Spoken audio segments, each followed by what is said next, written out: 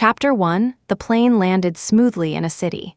Just as she stepped out of the airport, Elina Vance received a thank you message from a client abroad. Miss Vance, Mr. Hunt is lucky to have you by his side.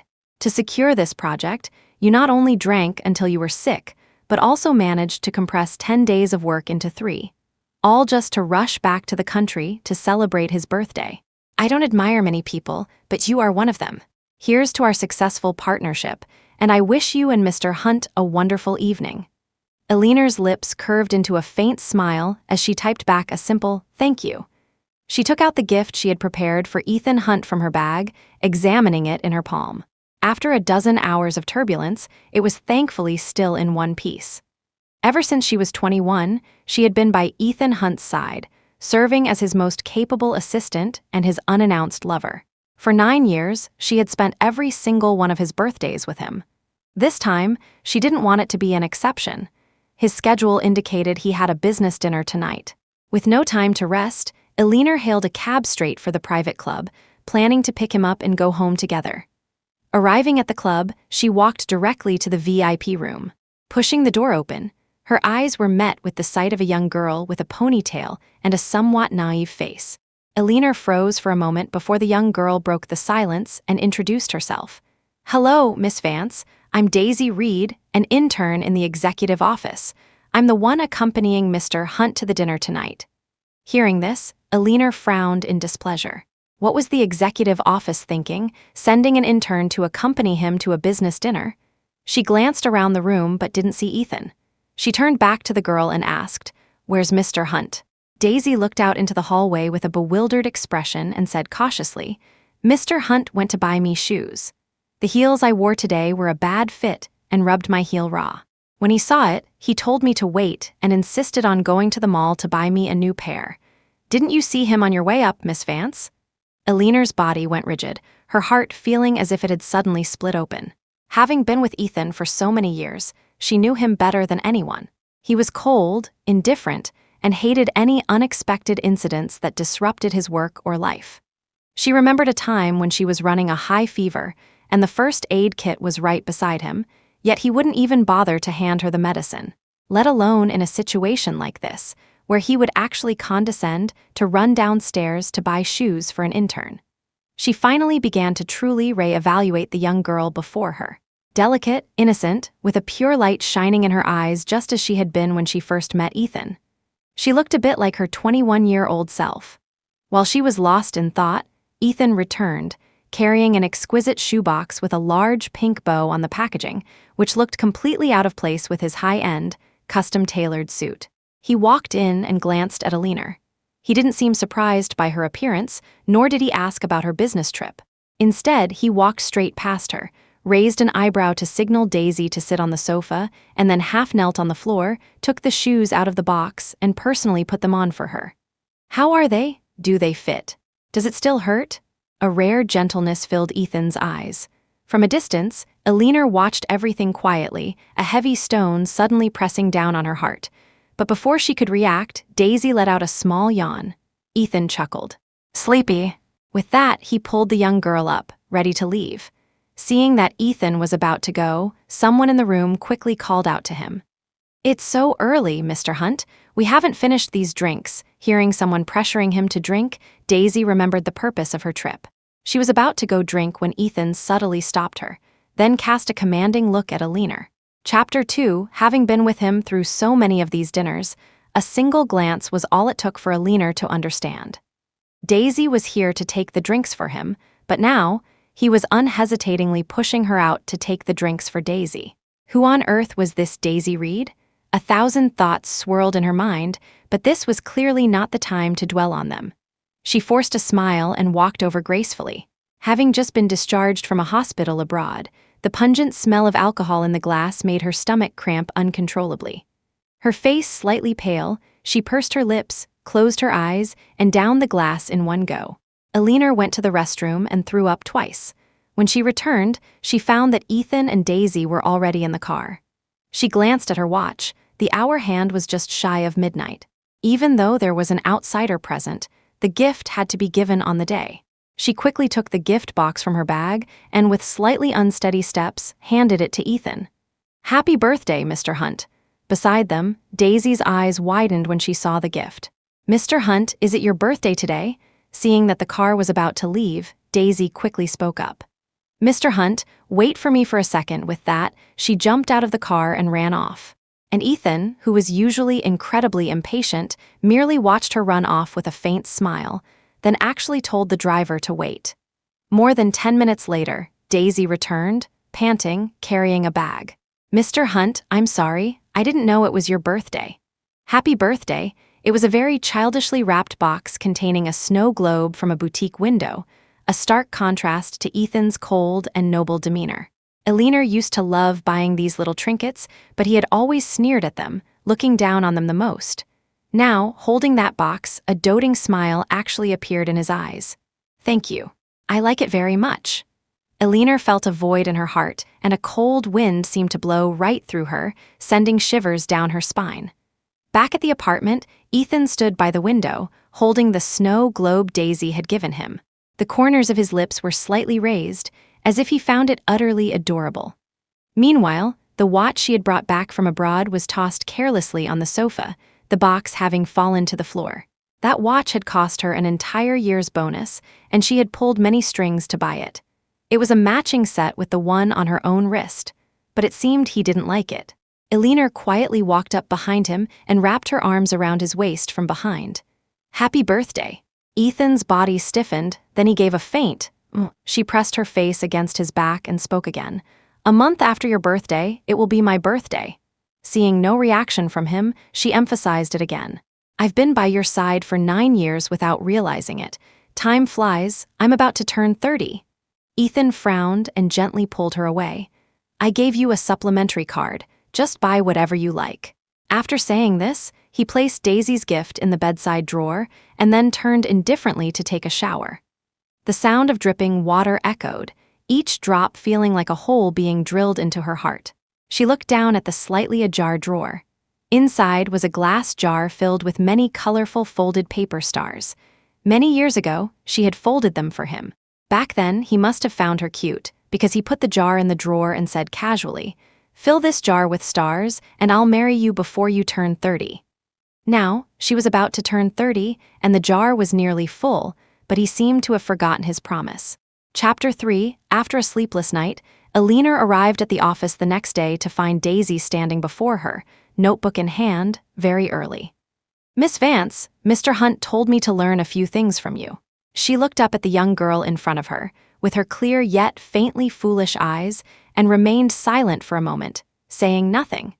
Training an intern was never something a person of her level was supposed to do. But since Ethan had ordered it, she had to comply. What Elina hadn't expected was just how inadequate Daisy's abilities were. After a full day's work, she had taught what needed to be taught and said what needed to be said. But Daisy was like a greenhorn who had never set foot in a workplace, and she threw the entire executive office into chaos. Elina asked her to fax a document to a client, but she used the wrong machine and shredded all the important documents. Watching everyone's efforts go down the drain, Elina's vision went black with anger. She furiously called in the director of human resources to question him. "How on earth did you people hire her? How could someone of her caliber get into the executive office?" The HR director looked helpless. "Miss Vance, there was nothing we could do. It's what Mr. Hunt wanted." Elina froze. The hand holding the pen trembled, and a drop of ink fell onto the white paper, smudging her name into a black blur. She asked, feeling a sense of self-humiliation, "What do you mean, what he wanted?" At this, the HR director seemed to have opened a floodgate. "No one but you has ever been allowed in the president's office. But as soon as this Daisy Reed arrived, Mr. Hunt made a special exception for her to nap on his office sofa. For important events, Mr. Hunt doesn't choose the more experienced secretaries. He insists on bringing the inexperienced Daisy. And another thing, last time Lisa complained about Daisy getting access to so much core work right after she joined, Mr. Hunt fired her without a word. You know, Lisa had been in the executive office for 5 years. After that, no one dared to target Daisy or say anything bad about her. Hearing all this, Elina's mind was in turmoil. She knew better than anyone how special Daisy was to Ethan, which was why she felt so flustered. In the afternoon, a partner company came to the group for a meeting. Everyone had arrived, but the meeting materials had yet to be distributed. Elina had assigned the task of distributing the materials to Daisy, but she was still nowhere to be seen. Elina stepped aside and dialed Daisy's number. The moment the call connected, she heard Daisy's tearful voice on the other end. "Miss Vance, I'm so sorry. I sprained my ankle coming down the stairs when I was printing the documents. I'll have someone else bring them over right away." Elina pressed her temples, about to speak, but Ethan, who was nearby and had overheard Daisy's voice, his expression changed instantly. He stood up abruptly and said coldly, "Meeting's canceled," then he strode out of the room. Elina's expression shifted slightly, not understanding why he would suddenly cancel a meeting, especially one of this scale. She immediately followed him out, only to see, at the turn of the staircase, Daisy sitting on the floor while Ethan carefully examined her injured foot. "Does it hurt?" Tears glistened in Daisy's eyes. She bit her lip and shook her head. "It doesn't hurt." Ethan sighed helplessly, then actually took a piece of candy from his pocket, unwrapped it, and put it in her mouth. Daisy's face lit up with surprise. She even forgot to cry. "Mr. Hunt, this is my favorite candy, how did you know?" Ethan's lips curved. "I have more if you want them. Suck on it if it hurts, and don't cry. Hang in there, I'll take you to the hospital. You're such a little girl, how can you get hurt just by walking?" With that, he bent down, scooped her up in his arms, and walked straight towards the elevator. And Elina, who had silently witnessed all of this from a distance, felt as if she had been plunged into an ice cave. She couldn't believe that the gentle, considerate man she was seeing before her was Ethan Hunt. He had always been meticulous and serious, always putting work first. Profit was what he valued most. But today, for Daisy, he had abruptly canceled a partnership meeting and chose to abandon a business partner to take her to the doctor. This was all utterly absurd. She couldn't help but follow, wanting to demand, in Ethan's eyes, what was Daisy, and what was she, Elina Vance? Chapter 4, reaching the elevator, she stopped. She felt a little ridiculous. He had never given her a title. All these years she had been by his side, she was a secretary, a housekeeper. But among all these roles, not a single one was girlfriend. What right did she have to question him? In the end, she did nothing, only able to go back and clean up the mess in silence. Ethan stayed with Daisy at the hospital for a day or two, before finally returning to the company. At the same time, the Chamber of Commerce's annual gala was being held in a city. In previous years, Elina had always accompanied Ethan, but this time, he insisted that Daisy attend as well. Elina tried her best to persuade him. "The Chamber of Commerce Gala is very important. All the big names in the business world will be there. Daisy is inexperienced and lacks seniority. It would be troublesome if she says the wrong thing. Let her attend other events." Ethan looked up coldly. "That's precisely why she should go and get some exposure. Weren't you the same back then, knowing nothing and forged through trials like this?" Elina's face paled, rendered speechless by his words. She may have been inexperienced back then, but she had been selected from 100 candidates, going through layer after layer of screening before finally emerging as the top choice to stand before Ethan. When she first started attending galas, she didn't know how to speak, so she desperately drank for him, even coming to work the next day after drinking until her stomach bled. Being forced to drink, being taken advantage of, being scolded by those in higher positions, she had endured it all. Back then, Ethan would always hold her after it was over and say that after experiencing all this, no one would ever be able to bring her down. She was the rose he had cultivated himself, born to cut through thorns. Now that she was strong enough to stand on her own, was he starting to cultivate another rose? But when they arrived at the gala, Elina realized just how ridiculous she had been. Daisy was never the rose he wanted to cultivate. She was the treasure he protected in the palm of his hand. She didn't have to deal with anyone's unreasonable behavior, nor did she have to drink and socialize. Wave after wave of people came and went, but Ethan kept her behind him, not letting her touch a single drop of alcohol. Seeing how protective he was of Daisy, who would dare to make a move on her? When Daisy got tired of standing, Ethan would protectively lead her to the rest area to sit down, personally bringing her several plates of her favorite fruits. Even when he stepped aside to chat with friends who were also at the gala, Daisy never left his line of sight, which extended no more than 3 meters.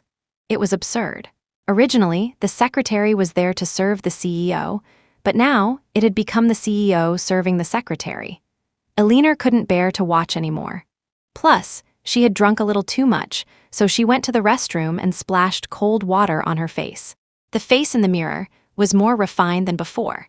Years of grinding in the business world had added a mature elegance to her. Ethan used to say she was too naive. She thought that when she grew to be capable and strong enough, she could finally stand by his side as an equal. But the cruel reality was that now, it seemed he no longer had eyes for her. After touching up her makeup and calming herself down, Elina walked out again. Around the corner, Ethan was chatting with a friend. Elina recognized the man. Leo Graham, the young master of the Graham Group. He had been expanding his overseas business for many years and had just returned to the country this year. He was one of Ethan's closest friends.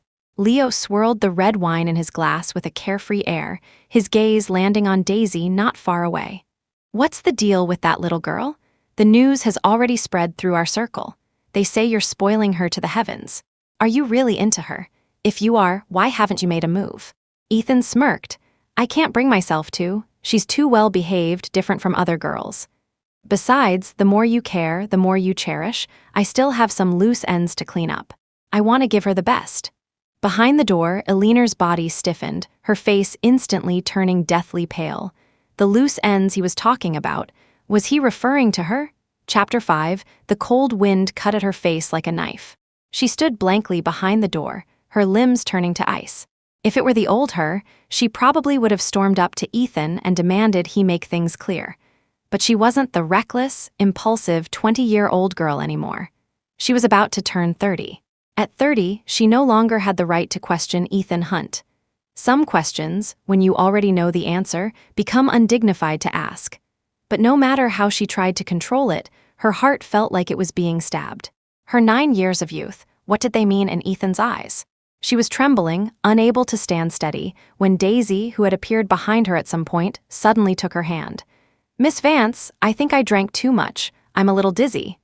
Elina had to steady herself. "Then go get some rest." She helped Daisy to the car outside and let her rest inside.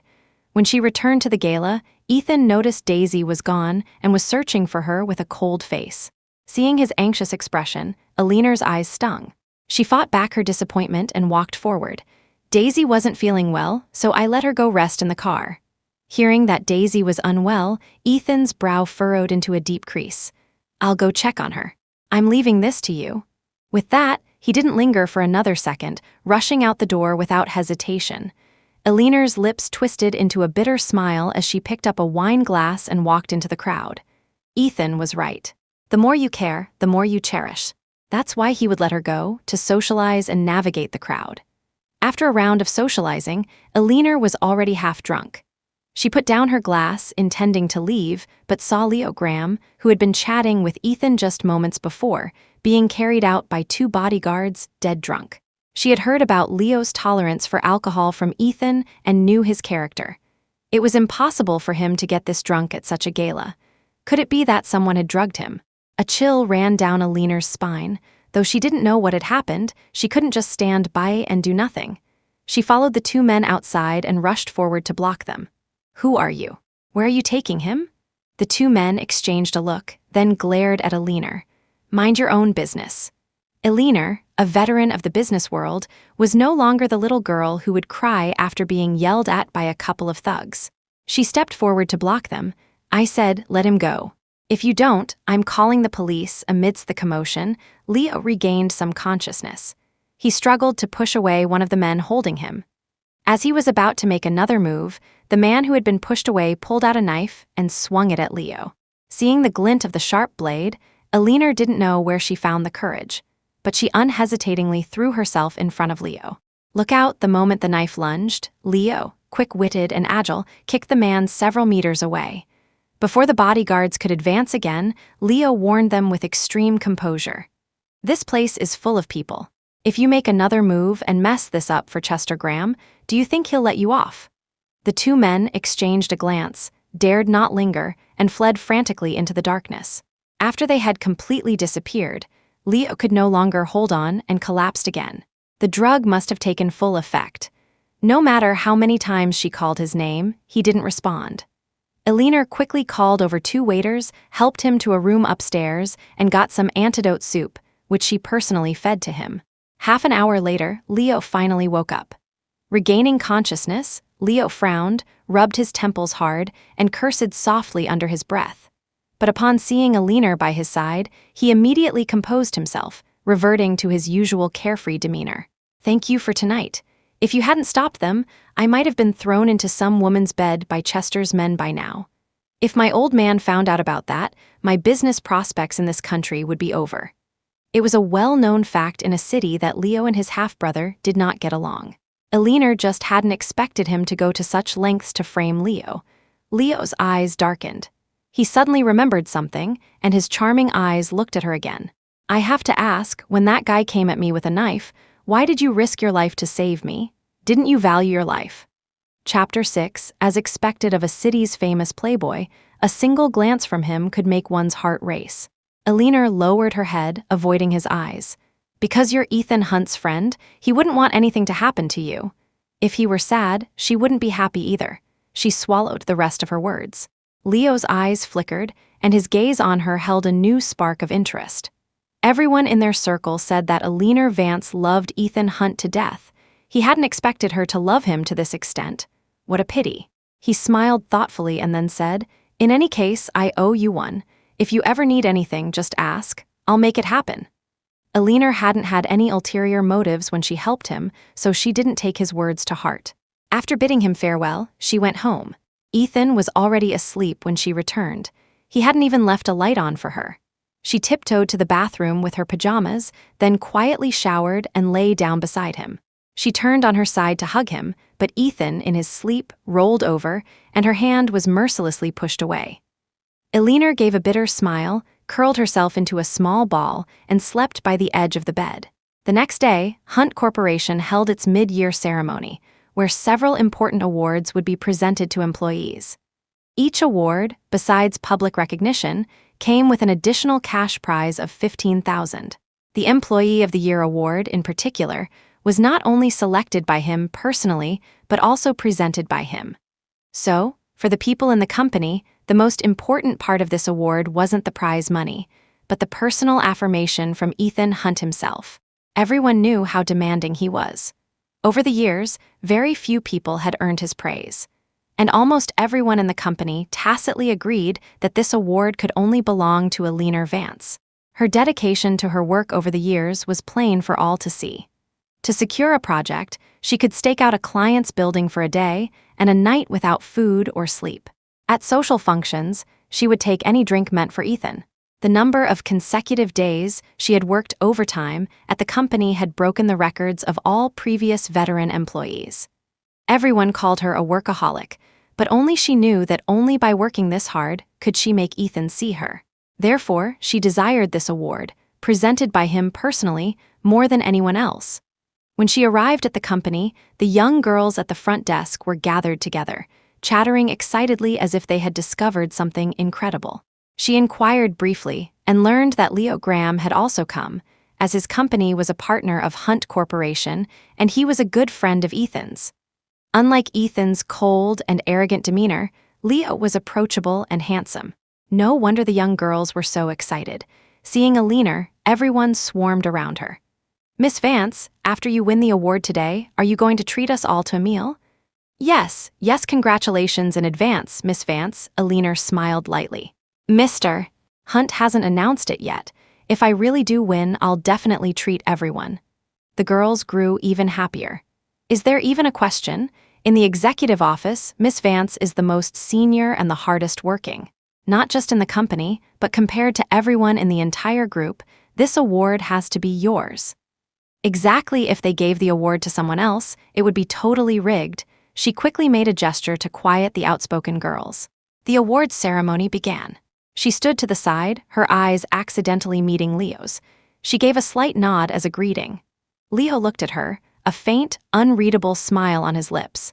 The ceremony was nearing its end, finally reaching the most anticipated award, Employee of the Year. Everyone looked at Elina with smiling eyes. Some who were close to her even had their hands raised, ready to applaud wildly the moment they heard her name. Ethan Hunt stood tall and regal on the stage.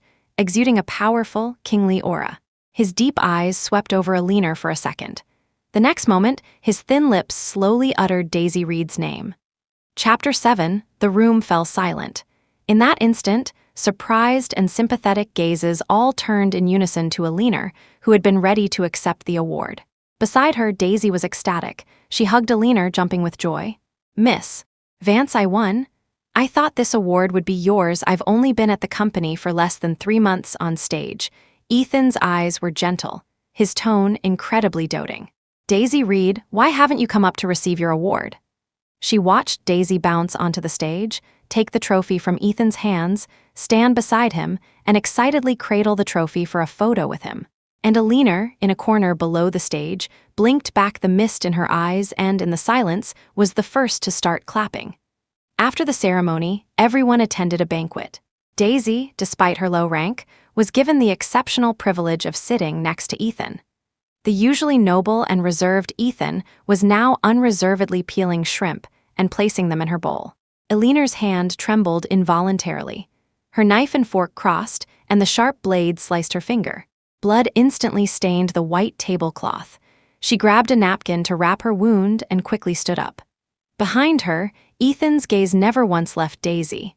When she stepped outside, the napkin wrapped around her finger was soaked through with blood.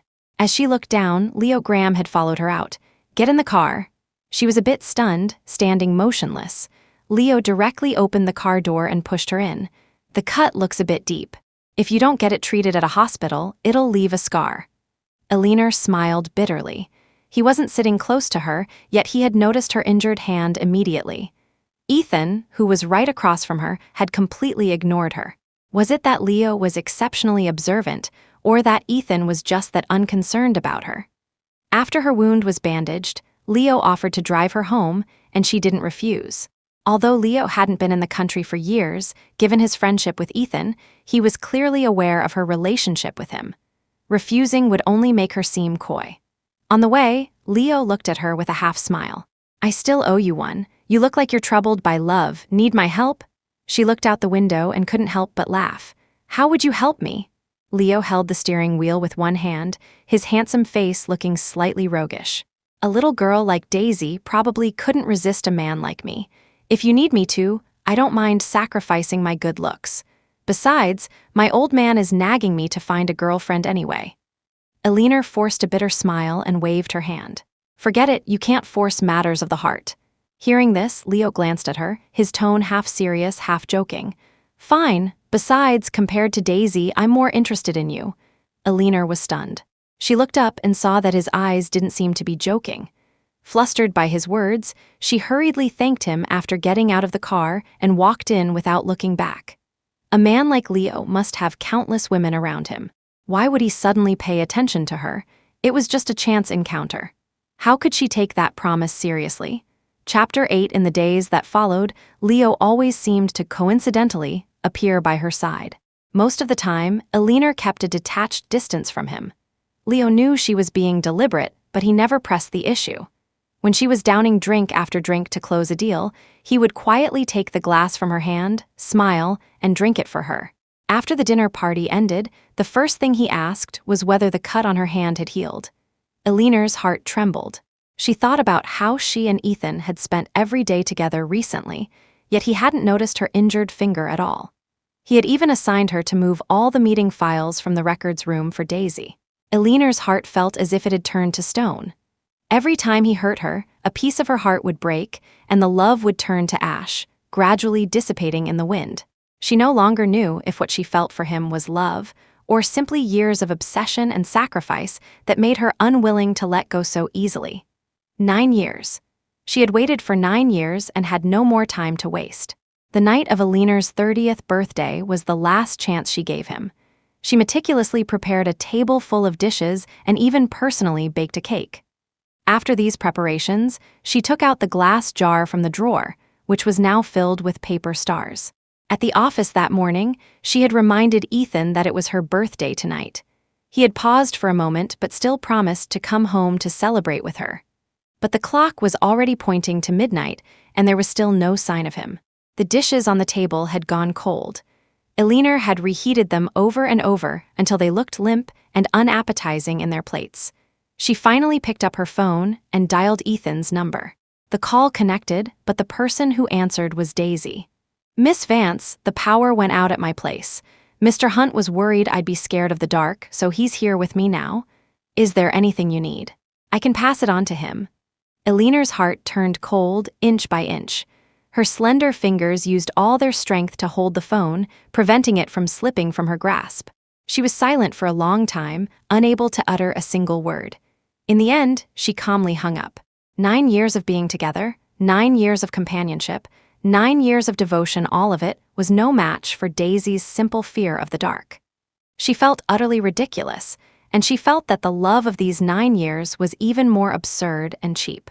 She had hit the wall, and it was time to turn back.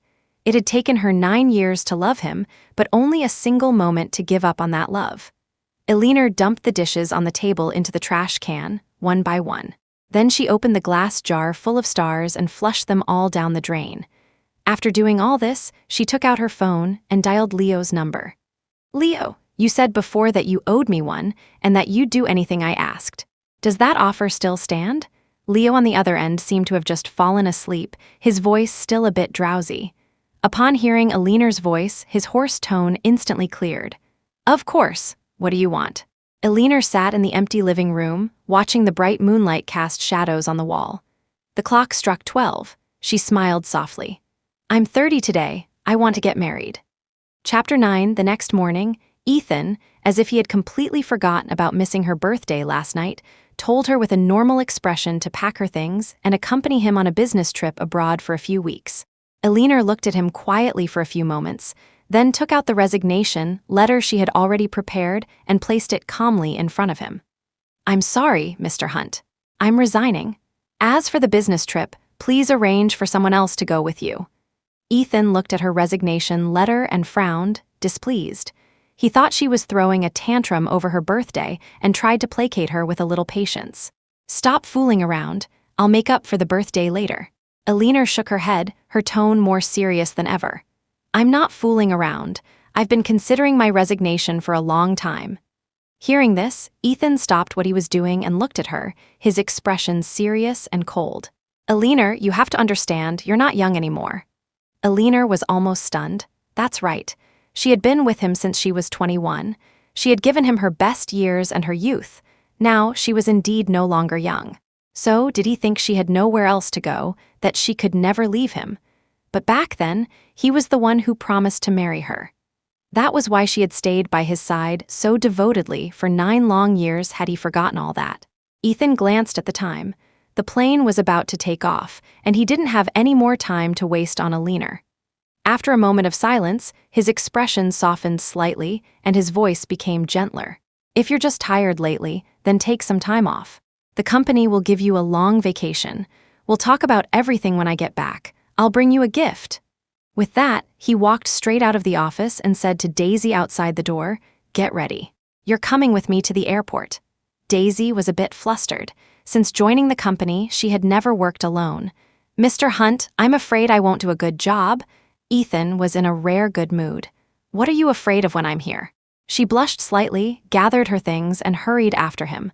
Watching his retreating back, Elina's lips curled slightly. Wait. Again, it was wait. Once, because of his words, she had waited 9 years. Now, she wasn't willing to wait another second. In this life, the thing she hated most was waiting. Elina took off her work badge, placed it on her desk, and took one last look at the place where she had spent 9 years. In Ethan's mind, she was always the second choice, the backup plan, so even if she left him, he probably wouldn't care. Fortunately, she didn't care anymore either. She came out carrying a large box, and then she threw it next to the trash can downstairs, like completely throwing away those 9 years of her youth. Afterward, she got in a car and headed to the coffee shop where she was meeting Leo. Leo had arrived long ago. He was sitting by the window, looking exceptionally handsome as he waited for her. Seeing her appear, a dark glint flashed in his black eyes. "Have you made up your mind?" Elina nodded. "I've thought it through very clearly. In fact, I should be the one asking you, are you really willing to marry me? You and Ethan have been friends for years. If he finds out you're with me, I'm afraid." Leo smiled and finished her sentence. He'd probably want to kill me. He then added, you were with him for so many years. Are you really sure you want to give up? Elina held her coffee cup, her eyes indifferent as she uttered 4 words. Cutting my losses. She then looked up and smiled lightly. To persist in something you know is impossible is sometimes not determination, but foolishness. I've been a fool for 9 years. It's time to be smart for once. Leo, if you're willing, from now on, I'll only have eyes for you. Leo looked at her quietly. After a long moment, he reached out and held her hand tightly in his. They looked at each other and smiled, saying in unison, here's to the rest of our lives. Chapter 10, a month later, Ethan finally returned from his business trip. On the plane back to a city, Ethan looked at the white clouds outside the cabin window, his mind in turmoil. During his time abroad, without Elina, Daisy had made a complete mess of things. Back in the country, although she frequently made mistakes, she had Elina to cover for her, and things always managed to be resolved satisfactorily in the end. But without Elina, she was like an unweaned baby, completely unable to handle the responsibilities of a secretary. Worse yet, when he was leaving the Louvre, he got into a car accident, and all Daisy could do was cry, unable to solve anything. As he was getting his wounds bandaged at the hospital, while simultaneously replying to emails on his laptop, Ethan couldn't remember how many times he had thought of Elina. If she had been by his side, things would not have been like this. She was always the calmest, the most capable. She was the kind of person who could drink until her stomach bled 1 second and then, the next, down the wine in his glass without a change in expression. After finishing his work, he looked at the night view by the Seine, but his mind was filled with images of Elina. He remembered that he had once promised to watch the Eiffel Tower with her, to walk along the banks of the Seine. Daisy was cheerful and excited beside him, but he couldn't bring himself to smile. He hastily finished the work at hand and booked a flight back to the country that very night. As the plane landed, Ethan, carrying a gift, was in a hurry to get back. Just as he got in the car, he received a call from Leo.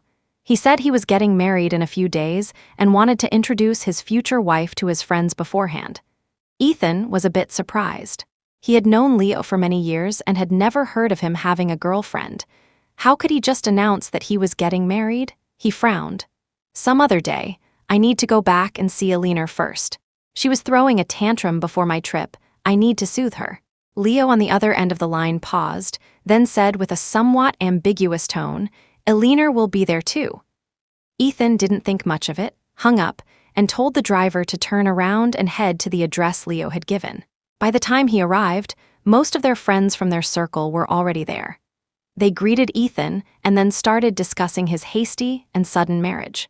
I can't believe it, Leo's really settling down this time in less than a month. He's got the wedding all planned, can't wait to marry her.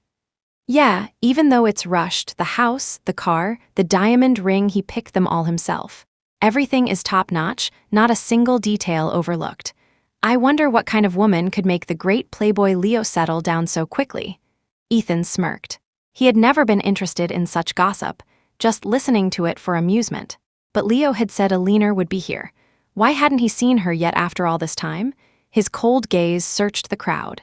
Suddenly, someone said that Leo had arrived with his fiancée. Everyone's eyes turned towards the entrance in unison. Ethan followed their gaze, and the next second, his eyes froze on the smiling face of a woman in a white dress. Leo wrapped his arm around the slender waist of the person beside him and smiled as he greeted everyone. Let me introduce you all. This is my fiancée, Elina Vance. Chapter 11, a loud buzzing sound erupted in Ethan's head. The wine glass in his hand instantly shattered. Blood trickled from the glass shards embedded in his palm. The attention of everyone present was drawn to him, including Elina. Her pupils contracted, and she instinctively took a step forward, wanting to treat Ethan's wound, but the arm around her waist tightened subtly. Leo whispered, Elina, you're my fiancée now, not Ethan Hunt's assistant. Elina was jolted back to her senses. The tip of her shoe that had peeked out from under her long dress retreated, and she continued to stand quietly by Leo's side. Their height difference was perfect. They were of similar age and both had exquisite features. They looked like a match made in heaven. Ethan pushed away the attendant who wanted to bandage his hand, his eyes, filled with suppressed anger, fixed on Elina, stung by the scene. Elina Vance, I'm injured, he said faintly, but anyone could hear the coldness in his voice. Come over and bandage it for me. Ethan, as far as I know, Elina resigned several days ago. With a beauty in his arms, Leo was fearless, appearing all the more composed. Are you all blind? Mr. Hunt is injured. Hurry up and help him to a rest area. The surrounding attendants were terrified, afraid of being drawn into this invisible battle. But Ethan remained silent, stubbornly waiting for Elina's response. The blood from his palm had been dripping onto the carpet for a while, creating a large dark red stain. His lips were deathly white. Elina's heart ached. Did she not know that Ethan was just acting out of a sense of possession, believing she should always be at his beck and call, his most loyal dog? But she wasn't willing anymore. Even if Ethan bled to death right here, it had nothing to do with her. The atmosphere was tense. Everyone held their breath. It was their mutual friend who finally stepped in to break the tension. Ethan, even if you're in good shape, you don't need to waste your blood here. You can donate it at a blood bank another day. Hey, your phone is ringing. It was a call from Daisy. It wasn't that Elina had good eyesight, but that Ethan had set a special ringtone for Daisy. One listen was all it took to know it was the simple, lively girl calling. She thought Ethan would answer, but he hung up directly, his gaze returning to Elina. Elina Vance, I'm giving you one last chance. Are you coming over or not? There's a limit to throwing tantrums. Elina smiled bitterly. Even at this point, he couldn't say a single soft word, further proving that his gentleness and thoughtfulness were reserved exclusively for Daisy. Leo saw her evasiveness and smiled. Today is just for me to introduce Elina to everyone. It's not that important. Ethan, if you have something to do, you can leave first. Remember to give us a big red envelope. Ethan was too angry to speak. He could only point a finger at Leo in warning before walking away, clutching a white cloth. Once he left, the atmosphere returned to its lively state. The friend who had just saved the day walked over with a wine glass, looked Elina over carefully, and then said, I thought you looked familiar. Did you used to accompany Ethan to dinners? I used to be Ethan's assistant. Elina's attitude towards others was very gentle. After all her years in the business world, she could tell whether someone was friendly or not. Hello, Mr. Lowe? Oh, you remember me. The man named Lowe was clearly surprised, smiling at Leo. It was 4 or 5 years ago that we had dinner at the same table. Leo, you've married a remarkable woman. Get lost. Leo was very familiar with him and knew the dinner he was referring to was the one for the business partnership between the Lowe and Hunt families. He scolded jokingly, This is my wife, not my assistant. What do I need her to be remarkable for? Elina's heart stirred. His words were like warm water, soaking her tired and cold heart, gently soothing the pain of being publicly humiliated by Ethan just now. Everyone around was sharp. Knowing that Elina was cherished by Leo, they all came over to toast, and for a while the atmosphere was quite pleasant. Chapter 12. Although the rest of the evening went without a hitch, after a full day of socializing, Elina inevitably felt exhausted. It was only due to years of professional discipline that she allowed her back to relax slightly once she was in the car, sinking into the soft seat, lost in thought. The image of Ethan's hand, cut by the glass, kept flashing in her mind. The vivid red pricked at her eyes, making them feel slightly swollen. Soon, Leo, having said his goodbyes to his friends, also got into the car. The driver dutifully lowered the partition between the front and back seats, creating a private, somewhat intimate space for them. Usually, this situation would mean a lingering kiss was to follow. Elina was 30. She knew that the pure, innocent love of fairy tales was no longer for her, so she was open-minded about these things. But as Leo leaned in, she still couldn't help but close her eyes, instinctively wanting to pull away. His hot breath tickled her ear. Leo kissed her on the cheek and laughed. What are you thinking? The man said. If you don't like it, you should say no. I won't force you, Elina. Her name, spoken by Leo, sounded intimate and tender, very gentle. Elina felt her face heat up. She opened her eyes to see Leo close by. He spoke in a low voice, his breath still carrying the sweet scent of gin. May I kiss you now? It was very gentlemanly and also very embarrassing. Elina hesitated before nodding. The next second, the man's lips gently touched hers. He smiled like a cat that had caught a fish, then knelt down and took off her high heels. Are you tired? Leo touched the reddened spot on her ankle. We won't wear these next time. I'll take you to buy new ones. Or would you prefer to wear flats? High heels are still necessary for public occasions, Elina said, a little embarrassed. She pulled her feet back, hiding them under the long, petal-like skirt, which Leo had also bought for her. Don't spend so much. I still have money. She had resigned through the proper channels and had soon received her last paycheck. For now, she could be considered well off. But sitting around and doing nothing was not in Elina's nature. She planned to start looking for a new job after getting married.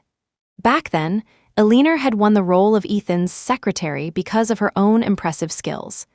As a graduate of a top 10 university in the country, she was a sought-after talent anywhere, especially given her work ethic.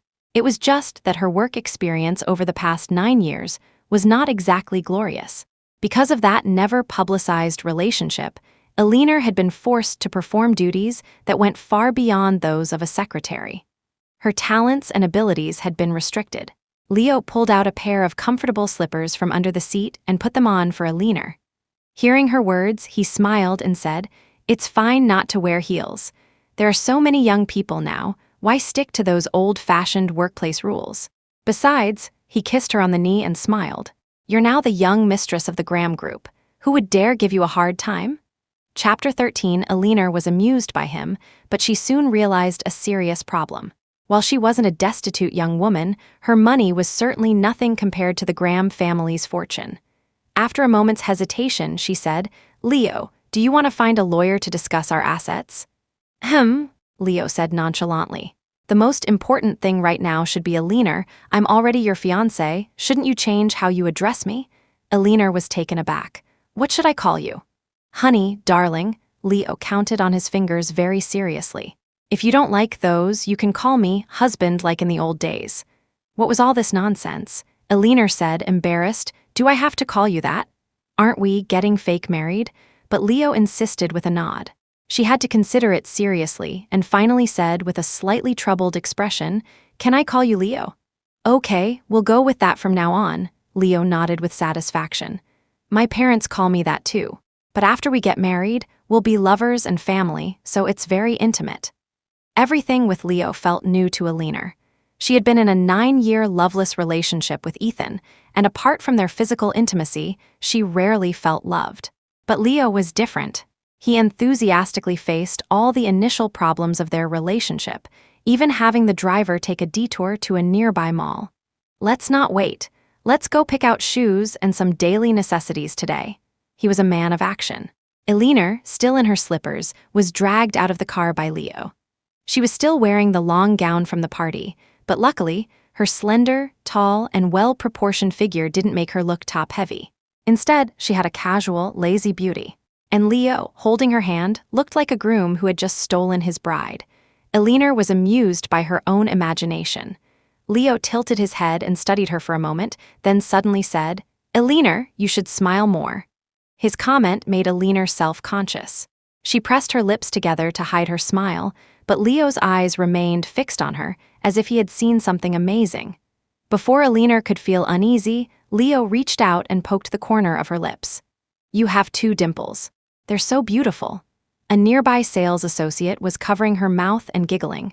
"Sir, you and your wife have such a good relationship." Leo quickly turned his head and accepted the compliment without any shame, saying generously, "Yes, we're in our honeymoon phase." Even the mature and steady Elina couldn't help but pinch his palm. The prices in this store were not low, but Leo casually looked around, picking out a large selection of items as if he were calling out troops. Elina couldn't help but frown and whisper, "They're too expensive." Leo leaned in as if sharing a secret, also lowering his voice. "A cousin of mine told me that the high heels from this store are very well designed and won't tire your feet. A little more expensive is fine." What kind of ordinary family could Leo's cousin be from? Elina tried on each pair and was surprised to find that every single one fit her perfectly. Leo obviously thought so too, and he was extremely satisfied with his own taste, having the staff wrap up a large pile of them as if he were stocking up. For a luxury store, this sale would definitely bring a hefty commission. Elina thought so because as she was leaving, she noticed the staff were even more enthusiastic than before, bowing and smiling. Wishing you 100 years of happiness and eternal love. Leo kept nodding and saying thank you. They still needed to go downstairs to buy daily necessities, but it was inconvenient to be dressed like this. Leo found a casual brand nearby that offered washing and drying services and went with Elina to pick out simple clothes. As soon as they entered the store, Elina heard a crisp voice. Chapter 14, Daisy Reed was trying on a pair of leather shoes. Her feet were so small that she could almost only choose from the children's section of the store, which brought a pitiful expression to her small face. Ethan Hunt said helplessly, "Why did you have to come here to buy shoes? This doesn't really suit you." Indeed, she was young and had a naive face. The style of this store was relatively mature, and it was hard for Daisy to pull it off. She pouted and huffed, "Well, it's your fault for saying I'm childish. Besides, my salary plus the bonus can only afford this brand." Ethan didn't know how to tell her that he hadn't brought her to the gathering earlier for a different reason. Besides, he was glad he hadn't brought Daisy, or the scene would have been even more chaotic. Daisy quickly glanced at his injured arm and said in a low voice, "It's all my fault I wasn't there. Otherwise, I would have taken you to the doctor right away." Leo looked at Elina, whose expression wasn't great, and quietly asked if she wanted to go to another store, but Elina shook her head. "We'll run into them eventually. We can't avoid them every time. Let's go." A sales associate quickly walked over. "Hello, what can I get for you two?" "A set of simple, comfortable clothes. We need them right away," Leo said, handing her his card. "How long does the wash and dry take?" The service in this kind of store was very thorough and fast. The employee smiled, took the card, glanced at their approximate sizes, and quickly picked out 2 sets of clothes for them to look at. Both sides had no objections. They were separated from Daisy and Ethan by layers of clothing racks, only able to faintly hear voices. But seeing the sales associate's happy expression, Daisy guessed that a sale had been made and muttered, "Ah, I'm so envious of rich people, they just walk in and buy things in minutes." Ethan was actually getting a bit tired of being there. He had been thrown off balance by the bombshell news of the day and said faintly, "Just pick what you like, I'll pay." Daisy's eyes widened, and she said seriously, "How could I do that? I'll be done in a minute, just wait for me." She paid reluctantly, took a couple of steps in the somewhat childish leather shoes, and tilted her head, smiling at Ethan.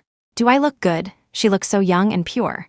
Ethan was captivated by her smile and nodded. "You look good." For some reason, he thought of Elina. Elina wouldn't refuse Ethan's offers to pay or his money transfers like Daisy did. She knew that this amount of money was nothing to Ethan, but for herself, it was a significant extra expense. She was much more realistic, much smarter.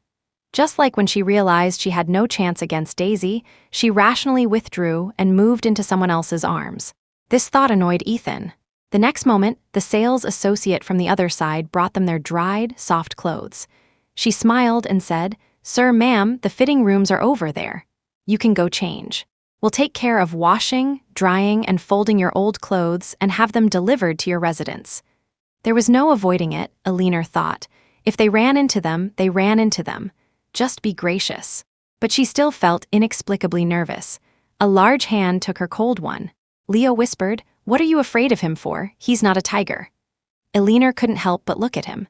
From the side, Leo had a high nose bridge and deep-set eyes, but his eyes were long and round. When he was focused, "You're more like a cat," Elina blurted out. "Cat Leo." Such a childish thing to say. Leo was a bit surprised, then chuckled. "Yep, I'm a cat, and I'm going to eat you, little mouse." Ethan's eyes were dark and gloomy. His gaze fell on their intertwined hands. He didn't speak for a long time, having clearly overheard their conversation. Daisy looked at Elina, confused, and exclaimed, "Miss Vance, so you were the one who bought a whole outfit at once. Why did you resign? I still have questions for you. Who is this? Is he your boyfriend? You look so good together. I've been training you for 2 months. Do you still not understand?" Her questions were rapid fire, but Elina wasn't surprised. Daisy was always like this. She answered calmly, "I resigned due to some changes. This is my boyfriend. Thank you." Daisy smiled happily, not noticing the terrible expression on Ethan's face beside her. She whispered to Elina, "I used to think you and Mr. Hunt were a couple. I was so scared I was going to be the other woman." Elina paused, then looked at Ethan and said, "You're mistaken. Mr. Hunt and I have no relationship at all." You can be with him without worry. You two are a good match. Ethan wanted to argue, but on second thought, in these 9 years, he had never given Elina any title. He had really shot himself in the foot this time. He could only swallow the bitterness and say stiffly, "Daisy, let's go." Daisy smiled and waved goodbye to Elina, who waved back. Chapter 15, Leo hadn't said a word the whole time, considerately waiting for Elina to finish chatting with Daisy. Elina thought he would go in to change first and said apologetically, "Why didn't you change first?" "I was waiting for you," Leo said, pulling her towards the dressing room. Elina thought he would ask about Daisy or Ethan, but Leo just said, "Elina, you made a small mistake." Elina was taken aback, thinking back on their conversation but not noticing any problem. "What mistake?" They reached the fitting room. Leo closed the door and gently turned the lock. The lock clicked shut. "You just called me Leo," he said, pulling Elina to sit on the sofa. His styled hair had a slight curve, like 2 pointy cat ears, which tickled the back of Elina's neck. "You promised to call me Leo." Elina thought he was going to say something serious and was instantly relieved.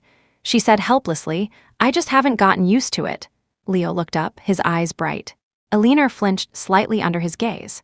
"From now on, for every time you call me by the wrong name, I'll kiss you once," Leo said seriously. "No matter the occasion." What kind of tyrannical rule was this? Elina wanted to explain, embarrassed, but Leo quickly leaned in. This was their second kiss. Unlike the light touch in the car, which was like handling a fragile object, Leo's tongue moistened her lips. When their lips parted, she felt a slight sting on her lower lip. Leo had bitten her. "This is your punishment." Leo's fingers gently touched the bite mark on her lip, smiling. "Don't get it wrong next time." Elina nodded, embarrassed, her face bright red. Fortunately, Leo didn't tease her anymore while they were changing. The two went straight to the mall on the ground floor. Elina was curious why he didn't just have the butler prepare these things, but she soon found out why. Many of the items sold here came in pairs. Leo didn't even look at the single items, pushing a large shopping cart and picking up many things. After he picked up the third set of couples' mugs, Elina firmly put it back. "One set for the office, one set for home. What about the third set?" "I'll drink while I walk," Leo said defiantly, "or I can put it in the car." "But these are open-top mugs." "All right, I'll listen to my wife," Leo suddenly relented, smiling. "We're not even married yet, and you're already saving money for me, Elina." This time, it was Elina's turn to be embarrassed. They went home with bags of all sizes. Actually, it was mostly Leo who carried everything, not letting Elina touch a thing. Elina wanted to say she wasn't that fragile, but Leo seemed to have read her mind and laughed. "But I'm very strong," he said, flexing his arm. "How could I let you carry anything?" Once they got home, there was even less for Elina to do. All the things they bought were arranged in their respective places by the butler's staff. It was Elina's first day here, and she couldn't help but feel a bit awkward, but everyone was very friendly to her. As soon as Leo entered, he went into the study, leaving an uneasy Elina to be observed by the kind gazes of the various servants. Just as she was about to see what Leo was doing, a middle-aged woman sat down next to her, her gaze very loving. "You must be the child Leo was talking about," she said with a warm smile that made Elina less afraid. "Elina, right? I'm his mother." This time, Elina was truly startled. She immediately stood up and said awkwardly, "Hello, Auntie. I didn't know you were home." Coming to visit empty-handed and planning to stay at their house on the first meeting, Elina didn't know which was more out of line. Her embarrassed expression amused Mrs. Graham, who covered her mouth and laughed. "You child, why are you afraid of me? Don't worry, I like you very much." Like Leo, his parents had personalities that were gentler than Elina had ever imagined. Mrs. Graham smiled and asked a few more questions, including the wedding date. "We'll have to wait for Leo to decide." Elina slowly relaxed. "We're not in a hurry." She just wanted to find a way to get away from Ethan as quickly as possible. Perhaps just getting engaged would be enough to dispel his ideas. Chapter 16. Leo, who had gone into the study as soon as he got home, soon came out with a red booklet. He was startled to see his mother sitting next to Elina. "Mom, what are you doing here?" "You rascal," Mrs. Graham said helplessly. "What's that in your hand? The household registration book. You're about to get married, and I haven't even met my daughter-in-law. Does that seem right?" "It's not like you're getting married and haven't met the groom," Leo said cheerfully, stuffing the booklet into Elina's hand. Elina, you keep this. The household registration book was already open to Leo's page. When Elina saw his date of birth on his ID card, she was taken aback. You're only 27, she said, stunned. But didn't you grow up with Ethan? How can you be almost 5 years younger than him? She had always thought that Leo's appearance and personality made him seem young, but she hadn't expected him to actually be young 3 years younger than her. Mrs. Graham gave her son a reproachful look and said helplessly, Leo only went to kindergarten for a short time and skipped 2 grades in middle and high school, so he is a bit younger than you. Elina, you'll have to look after him more in the future. Elina, who was already hesitant about this marriage, felt even more embarrassed. She didn't show it on her face, but she planned to sign an agreement with Leo. Marriage was fine, but she absolutely could not take advantage of Leo. The division of premarital assets had to be made clear. As dusk fell, Mrs. Graham reluctantly said a few more words to Elina and told Leo to bring her home for dinner next time, her words filled with satisfaction. As soon as she left, Elina frowned at Leo. Why didn't you tell me you were only 27? 27 isn't 17, Leo said, sitting next to her and holding her hand. Elina Vance, you can't go back on your word. I won't. Elina's mind was in a mess. Are you free tonight? Please get a lawyer to handle the property issues. At this, Leo's eyes lit up. I've already taken care of it. Do you want to come to the study and see? Elina looked at the 2 prenuptial agreements and felt a headache coming on. She didn't know how Leo could manage a large corporation like the Graham Group with such a lack of guile. Her finger tapped on the black and white text of the document. If we divorce, 45% of the assets go to me. Leo, aren't you afraid I'll run off the day after we get our marriage certificate? Before she could finish, her lips were warmed by a kiss. Leo squinted at her and smiled like a cat that had stolen the cream. It's too late to get the certificate today. City Hall is closed, he said, talking nonsense with a straight face. We can go tomorrow morning. Elina didn't know what to say. The doubt that had been suppressed in her heart surfaced again. Was Leo really willing to do so much for her just because she had helped him that one time?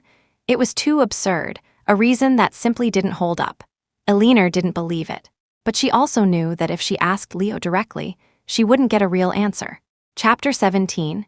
It was only when she saw Leo take out the household registration book that Elina remembered that most of her documents were still in the apartment she shared with Ethan. Other things could be bought again, but replacing her passport, ID, and other documents would be too much trouble.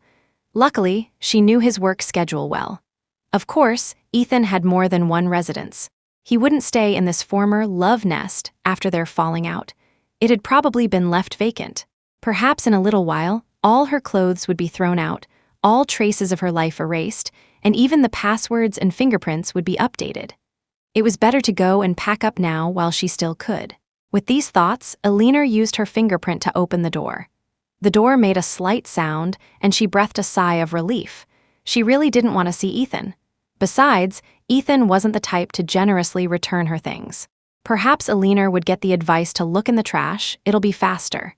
But the entryway was quiet, with a pair of black leather shoes placed neatly. It was Ethan's. He was in the room.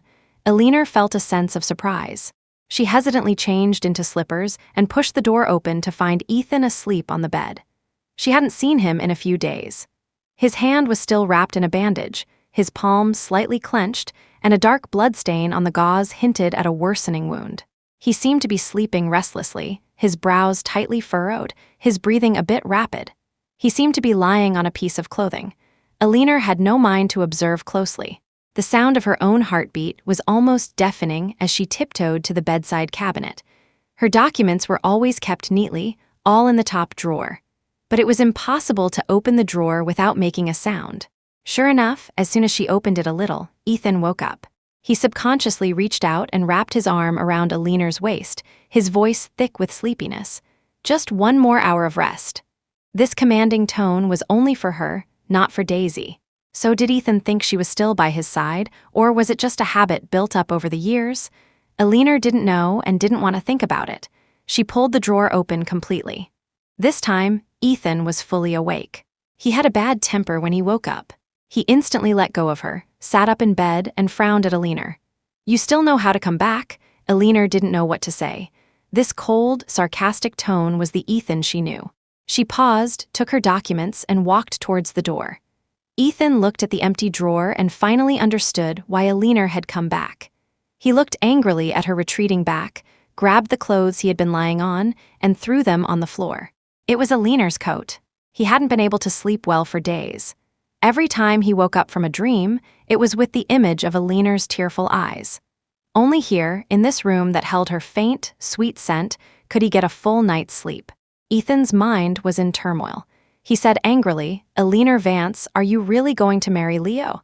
"Yes," Elina said softly. "Ethan Hunt, you have the right to be with Daisy Reed. Don't I have the right to pursue my own happiness? I hope to receive your wedding invitation soon. I wish you a long and happy life together." Chapter 18, Leo's eagerness made Elina suspect that he was actually the beneficiary of this marriage. The previous prenuptial agreement was so outrageous that Elina had resisted it to the point of saying, "In that case, we don't need to get the certificate, just have the banquet." Only then did Leo back down and adjust the property ratio to a level she could barely accept. In her 30 years of life, this was Elina's first experience of preparing for a wedding. The Graham family was large and influential, so these matters should have been handled by the staff. But Leo always insisted on doing it himself. From the invitations to the banquet, he wanted to handle every aspect of the wedding personally. At first, Elina thought he was just doing it for the novelty of it, being young. But she hadn't expected Leo to be serious. Even when he was busy with work, he would sit at his desk after coming home and seriously look through the contact list to write invitations. How could Elina let him do it all by himself? But usually, Leo wouldn't let her help. Most of the time, they would sit in the study, their chairs side by side, their heads leaning against each other, talking intimately. "This is my good friend, the one who spoke up at the meeting. Do you remember him?" "Yes," Elina replied, smiling. "I met Mr. Lowe a long time ago." As if that wasn't enough, Leo and Elina got closer and closer until he had her sit on his lap. Elina was so embarrassed her face turned red to the tips of her ears. She leaned stiffly against the broad chest of the man behind her, feeling the warm breath on her ear, and said awkwardly, "Leo, let me down." "Now you know not to get it wrong?" Leo chuckled, his chest vibrating, making Elina's back feel a little itchy. "What a shame, I wanted to kiss you." "I didn't get it wrong, can I kiss you?" "Elina." It was the first time someone had called her that, his voice low and lingering, as if the two words had rolled off his tongue, imbued with a deep affection. Elina somehow nodded and was pressed against the desk and kissed for a while. She usually had a calm and composed demeanor, but it was rare for her to lean so weakly in his arms. Leo looked at her for a moment, then bit her collarbone in frustration. "I wish I could marry you today." Elina had almost no room to resist. These days, she would have been sad about Ethan, but Leo was in such a hurry to have the wedding that she was too busy to think about it. Trying on dresses, taking photos, booking a venue, inviting guests. Luckily, she was a very capable person, otherwise she would have been overwhelmed. On the day of her appointment at the bridal shop, Elina happened to have some free time. Leo had promised to go with her, but as luck would have it, a small problem came up at the company. The guilt on his handsome face was almost palpable, which made Elina's heart soften. Perhaps it was because Leo was a few years younger than her, but most of the time, Elina felt that he still had a childlike innocence. She rarely took the initiative, but she cupped Leo's face and kissed him, her long fingers smoothing the frown on his brow. "You go first. It's the bride's fitting anyway, it doesn't matter if you're here or not." Leo said glumly, "If this bridal shop wasn't so hard to book, I would have asked them to postpone. I want to be the first one to see my bride." Elina couldn't help but laugh. "Then come quickly. I'll wait for you, okay?" Leo kissed her hard, not letting go until he saw a hint of red on her lips. "Okay, Elina, wait for me." He left in a hurry, so it must have been an urgent matter. Elina sighed and went downstairs. The driver was already waiting at the door. Leo was truly the gentlest and most considerate man she had ever met. In her 9 years with Ethan, she had never enjoyed such meticulous treatment. She smiled and shook her head. Perhaps comparing Leo to Ethan was unfair to Leo in the first place. Chapter 19, the driver drove steadily. Elina noticed that the owner's personality seemed to influence the staff's as well. The entire Graham household, from Leo's parents to himself, down to a driver, exuded a very reliable and reassuring gentleness. Ethan's side was a carbon copy of coldness. As if one wrong move would earn his reprimand, of course, Daisy was an exception. Perhaps this was the fearlessness of the favored. When Elina arrived at the bridal shop, she was a little later than her scheduled time. This wasn't a big deal, but the sales assistant was clearly an inexperienced young girl. She blocked Elina's way with an embarrassed look on her face. "Are you the Miss Vance who made a reservation? There's a gentleman whose appointment conflicts with yours. Could you please wait a moment?" She wasn't working now and had a lot of free time. She was planning to see if Leo could make it anyway, so waiting a bit was not a problem. She nodded at the girl who was on the verge of tears. The sales assistant immediately breathed a sigh of relief, led her to a seat in the waiting area, and gratefully brought her a fruit platter and snacks. Elina knew that high-end brand stores like this required one-on-one service for each customer. When she worked at Hunt Corporation, their own stores had the same policy, which was actually to give customers a value-for-money experience. So when she vaguely saw a figure coming down from the second floor, she wasn't surprised. She just didn't expect Ethan to love Daisy to this extent. Were they already preparing to pick out a wedding dress? As she was stunned, a petite figure bounced down the stairs. It was Daisy. Elina just lowered her eyes and pretended not to see her, but Daisy was clearly someone who couldn't read the atmosphere. She waved happily. "Miss Vance," there was no way to play dumb anymore. Elina helplessly put down her phone, looked up at Daisy, and said, "Long time no see." But she unexpectedly met Ethan's gaze. It was hard to describe his expression, but there was a hint of displeasure. Ethan's brow was furrowed, and just as he was about to speak, Daisy abruptly interrupted. "Miss Vance, are you here to look at wedding dresses too?" Elina smiled and nodded. Ethan's face turned ugly. He sneered, "Alone? It seems your future husband doesn't care much for you." Those 4 words were said through gritted teeth, and even Daisy could sense the sarcastic tone. Her eyes darted between the two of them, then she said to Elina, "Are we in your way? We're almost done looking. Why don't you go try some on, Miss Vance?" Elina thought how awkward that would be and smiled, shaking her head. "I was the one who was late. You guys go ahead. Daisy, did you find a suitable one?" Daisy was a little embarrassed and shy. "Miss Vance, you misunderstood. I'm just here with Mr. Hunt for market research." But her blushing face had already betrayed her thoughts. Ethan, however, showed no signs of joy. He said impatiently, "If I tell you to go try it on, then go. Are you afraid I'm going to eat you?" He couldn't explain the anxious feeling in his heart. The thought of Elina getting married just made him angry. His words were a bit harsh, and Elina, feeling a bit angry herself, stood up and found a sales assistant to pick out a dress. The styles she chose were mostly very simple and elegant. They were beautiful, but more exquisite and noble than magnificent. The sales assistant looked Elina over and couldn't help but say, "Miss Vance, you're so beautiful, you can pull off any style. Would you like to try this one?" Elina followed her finger to the dress on the mannequin and was taken aback by the heavily layered skirt and the intricate, heavy train. "Won't this be very heavy to walk in?" The sales assistant smiled. "Most brides prioritize beauty. Miss Vance, you're really cute." At some point, Ethan had also come over. He looked at the wedding dress thoughtfully and said to Elina, "This one suits you very well." "Yes, Miss Vance," Daisy nodded vigorously. "You should try it on, you'll definitely look beautiful." Chapter 20, Elina simply couldn't understand what madness had possessed Ethan or why he was picking out a wedding dress for her. She answered stiffly, "I don't like this one. I'm not considering it." Ethan saw her resistance, and his face took on a gloomy cast. Daisy was still praising Elina as if she were a fairy descended from heaven, and she kept urging her to try it on. The sales assistant was also pressing her. Under the combined pressure, Elina finally gave in. So it was okay if others said it, but not if he, Ethan Hunt, said it. Even though he had ultimately gotten his way, Ethan still felt a surge of annoyance. Elina went in to try on the wedding dress, and the sales assistant followed her. The back of the skirt had long ribbons that needed to be tied up over the opening, a task impossible for one person to do alone. So only Daisy and Ethan were left outside. "Were you and Miss Vance a couple before?" It turned out the girl wasn't that clueless. She could sense the unusual atmosphere in the air. She had just been deceiving herself. Her voice trembled slightly, but she still asked the question. Ethan pondered for a moment before nodding. Daisy burst into tears. She had just graduated not long ago, young and inexperienced. She had thought she had found her perfect match and was about to have a love story as sweet as a fairy tale, only to suddenly discover that not every prince waits, chaste and pure, for his princess to appear. This time, she wasn't crying in a delicate, coquettish way. She was truly heartbroken.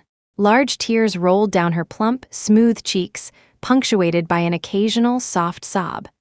"I've broken up with her now," Ethan said, a strange heaviness in his heart, like a blunt knife cutting into the raw, red flesh of his palm. "Stop crying, Elina will ask." Yes, Elina was just that contradictory. She was realistic enough to withdraw decisively when she saw that Ethan couldn't love her, finding a better path for herself. Yet she was also kind enough to show great concern for her former rival. This was what truly made Daisy sad. "Miss Vance helped me so much. How can I face her now?"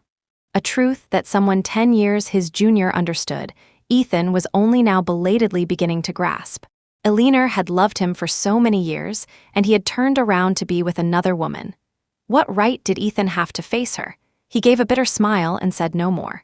The few employees in the store had gathered in front of the fitting room, waiting for the bride-to-be, Elina, to emerge.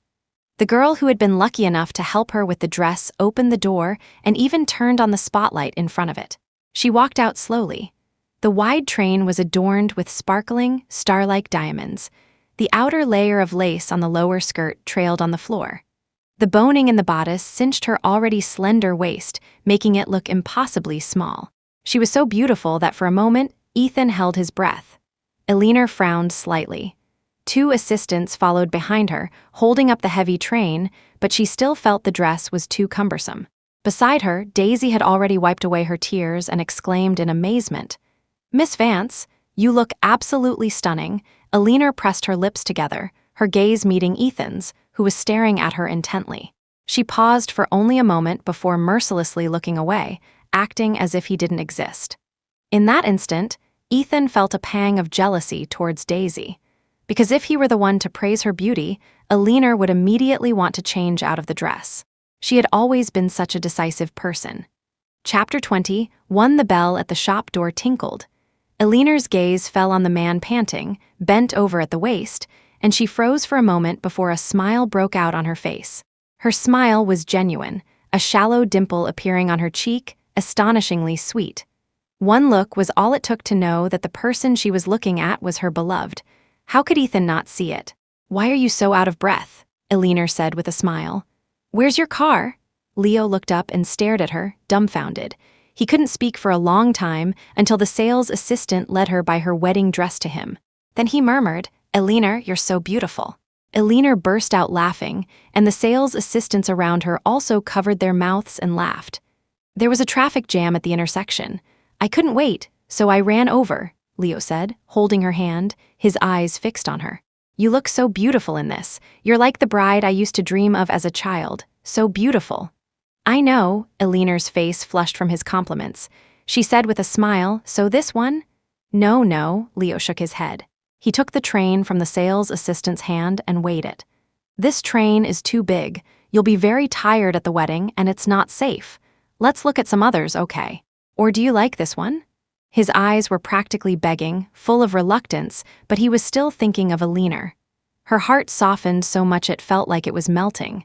She had to say, "If you really like it, a little wait is fine. I'm your bride, after all." The atmosphere was so full of love and sweetness that even the sales assistants couldn't help but laugh and praise them. "You two have such a good relationship." Leo was about to go look at other styles when his gaze swept around and finally landed on Ethan. The smile faded from his face. The once good friends now looked at each other with hostility. "Congratulations," Ethan's voice was cold. "I didn't know the young master of the Graham family was so skilled at poaching." This wasn't even sarcasm, it was a blatant provocation. Leo smiled. "I have to thank Mr. Hunt for his generosity." A single, light-hearted sentence made Ethan clench the report in his hand, his face grim. "It seems the Graham Corporation has too much free time on its hands." Leo knew that Ethan was behind his company's troubles. He sneered and didn't reply, instead helping Elina choose a wedding dress. He had long been prepared for Ethan's retaliation. If he was scared off by a little trouble like this, there would have been no point in getting together with Elina in the first place. Elina was still a little worried. "Are you sure it's okay?" Her brows furrowed slightly. Ethan? He was not a man who would give up easily. But Elina really couldn't understand this man. For 9 years, Ethan had ignored her, but now he was actively approaching her and acting as if he was determined to win her back. Was it his possessiveness acting up? Or had he truly seen his own heart? But no matter what, Elina felt there was no need for her to pay him any attention. 9 years ago, Elina had stood by Ethan's side, full of love, thinking that one day she would win his favor. But that long time had only been like a blunt knife, carving away her feelings piece by piece. It wasn't like love, more like despised, rotting flesh, an unwanted existence. She took a deep breath. It wasn't until Leo took her hand that she was pulled back from that suffocating feeling. She squeezed his hand back, and when their eyes met, she saw the gentle comfort in his. "Don't worry," Leo said seriously. "I'm here." Her eyes welled up and she nodded. How could she not fall in love with Leo? Elina didn't know. He was like the midday sun hanging in the winter sky, warm but not blinding. Chapter 22, Ethan still got up and left. He knew he had no right to stay here. Elina was getting married, but the groom wouldn't be him. He was just an invited guest. The threats he had thrown at Leo were like the spines a hedgehog raises when cornered. Even if he succeeded in bringing down the Graham family, so what? Thousands of companies could be established, but Elina, there was only one Elina in this world. Beside him, Daisy was also silent. The car was so quiet you could only hear their breathing. She watched the red light turn off and the green light turn on in the distance, and murmured in a daze, "Ethan, Elina loved you for 9 years." She had only just found out. Ethan didn't speak.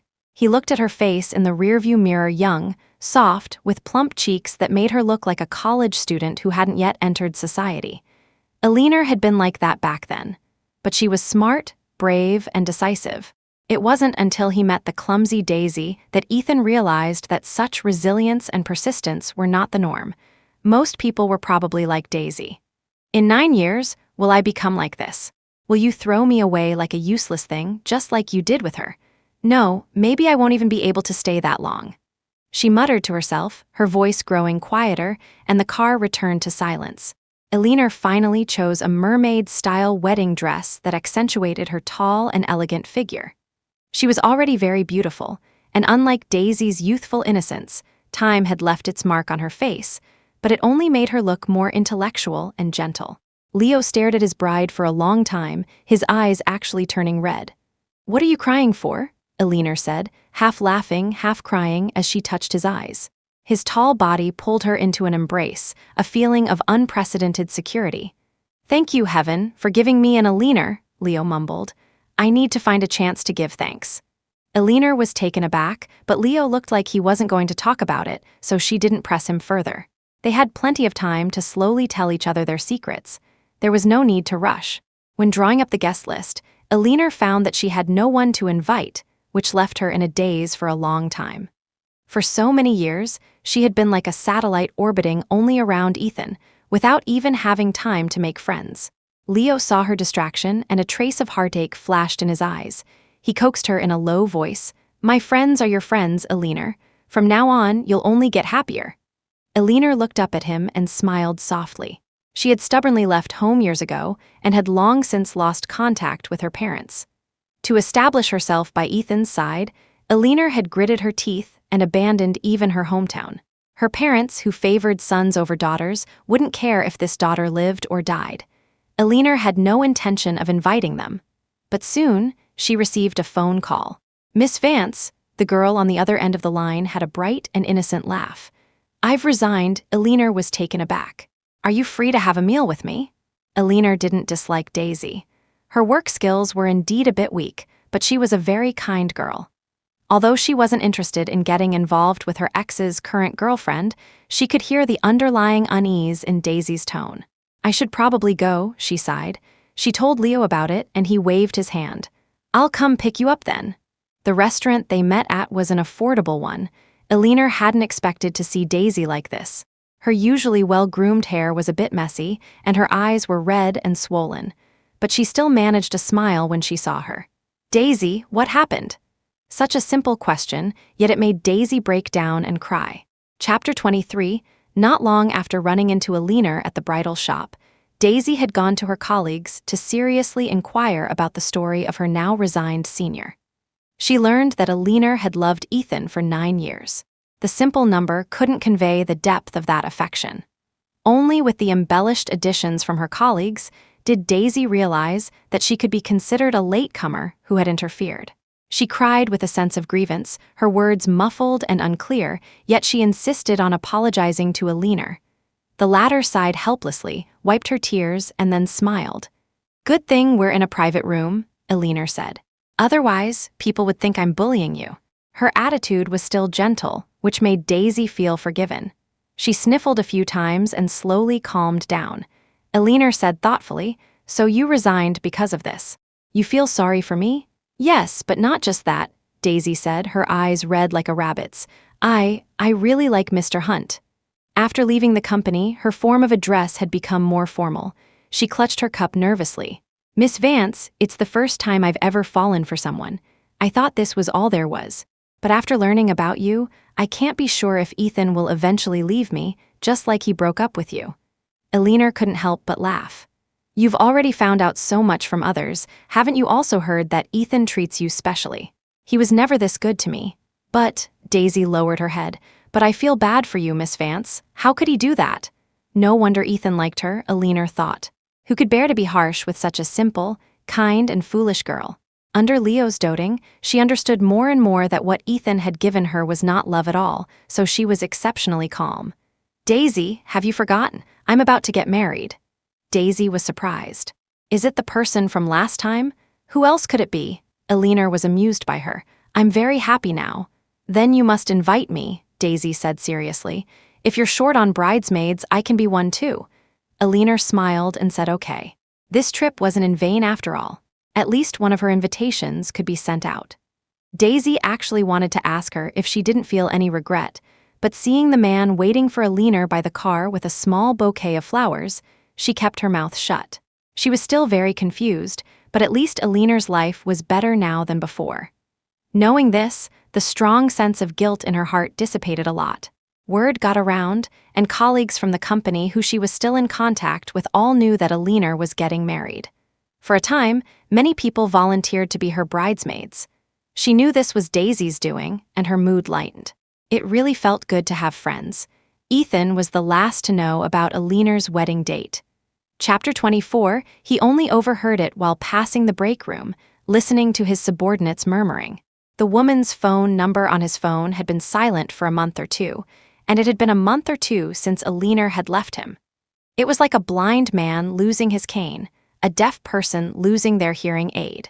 At times like these, whenever Ethan thought of the tall, elegant figure who had stood in front of him, taking drinks for him, he could feel a dull, belated pain in his heart. How could he have naively thought that the one who would have a hard life after they separated was Elina? Worn out from dealing with the pressure from the shareholders, Ethan had to withdraw his plans to target the Graham family. It wasn't his style to go head-to-head and come out bleeding, but if conditions allowed, he really wanted to. Leo had disregarded their brotherhood and snatched Elina from his side. Why couldn't he retaliate? But had Elina ever truly belonged to him? The weather turned cold, and the wedding preparations were in full swing. Perhaps from overwork, Mrs. Graham fell ill. Elina wasn't very good at cooking, but because of Ethan's chronic stomach problems, she was quite skilled at making therapeutic soups. She dug out a clay pot that hadn't been used in years, found suitable ingredients in the fridge, and stewed a large pot of soup. Not long after Leo got off work, he smelled the aroma from the kitchen and followed it, sticking to Elina's back like glue. He was tall and strong, so he inevitably got in the way, always stepping on something. Elina was exasperated. "Get out, you're in the way." "You're already tired of me before we're even married," Leo said, nuzzling her nose and stealing a kiss. "Is this for my mom?"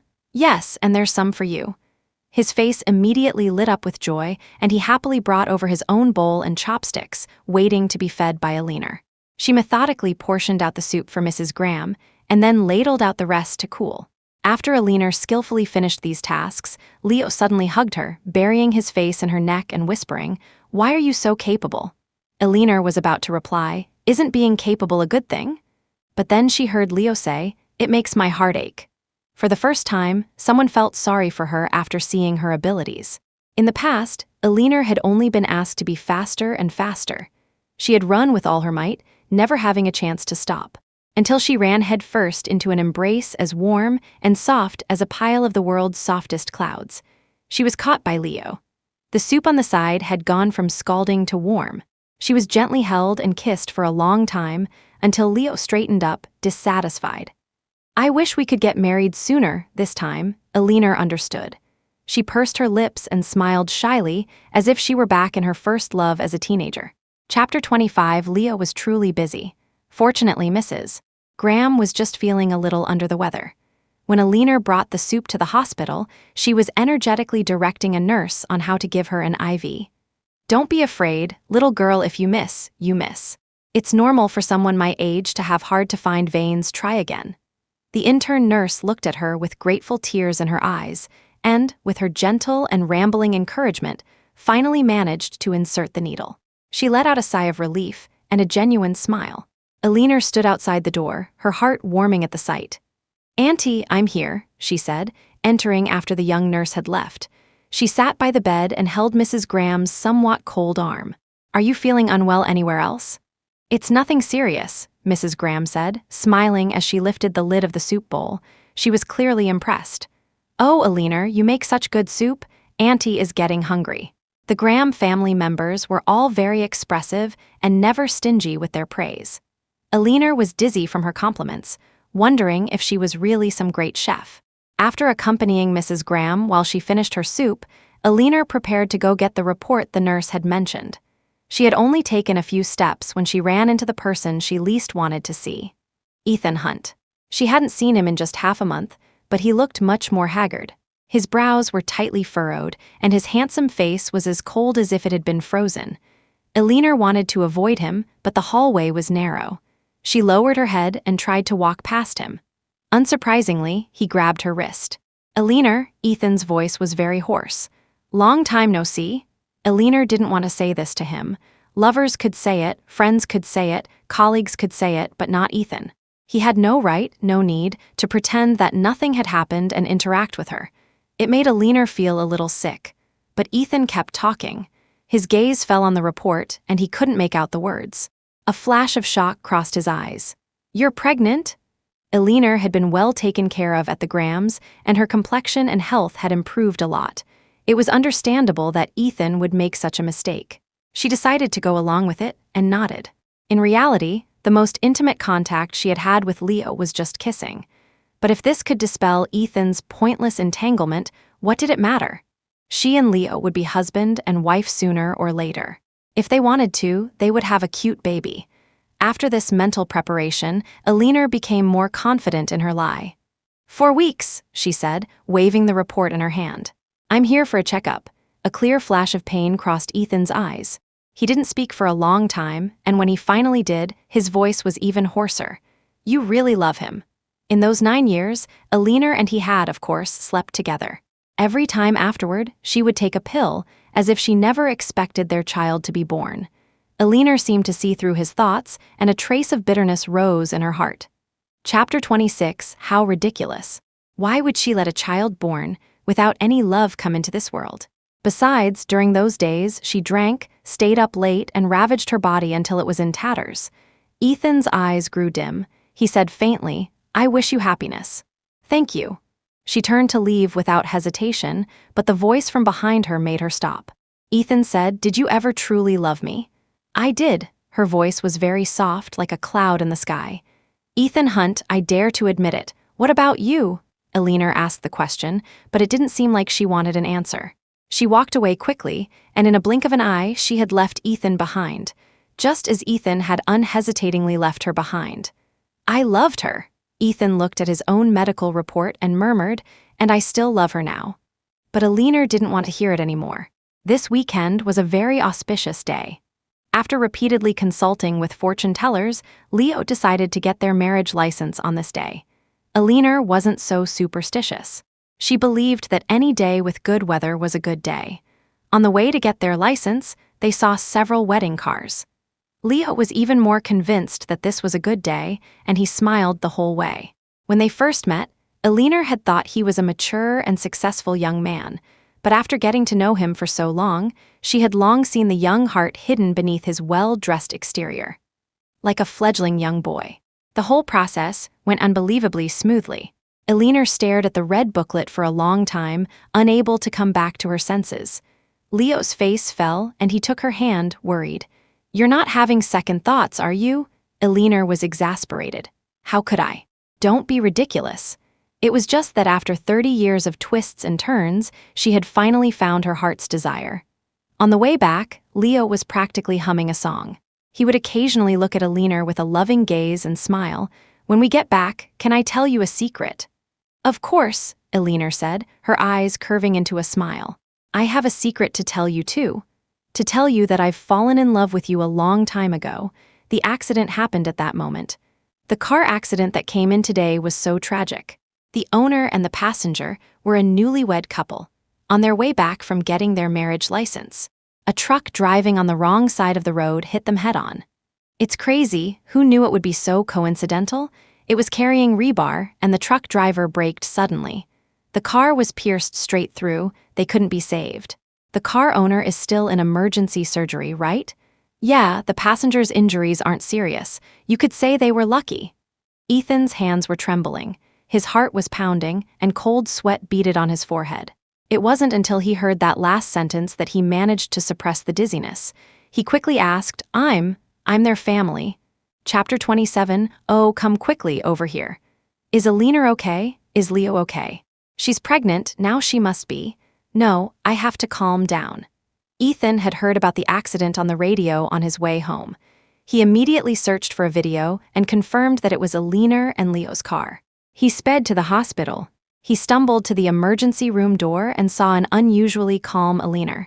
She was tightly clutching 2 marriage certificates, her face pale, but her eyes were bright. "I'm here." Ethan couldn't think straight at this point. He reached out and took Elina's hand, feeling the stickiness. "Are you okay?" Elina nodded but didn't speak. Her throat was tight and she couldn't make a sound.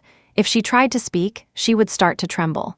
She had watched with her own eyes as the rebar pierced through the truck driver's window, then through theirs, with an unstoppable force and into Leo's chest. She couldn't collapse now, so she stood up straight. The 2 marriage certificates in her hand were bright red, stained with her and Leo's blood. She couldn't even cry. The light in the operating room went on. A doctor came out and shouted, "Is anyone here with B-type blood? Is anyone here with B-type blood? The patient is bleeding heavily and needs a transfusion. O-type is also okay, we've requested from the blood bank, but it might not be in time." Ethan stood up abruptly. "I am." Dr. Elina's eyes lit up. She stammered, I'm O-type, you can take from both of us." There was no time for thanks now. Elina gave Ethan a deep look, but a troubled expression appeared on his face. The medical report flashed before his eyes. Ethan's face suddenly darkened.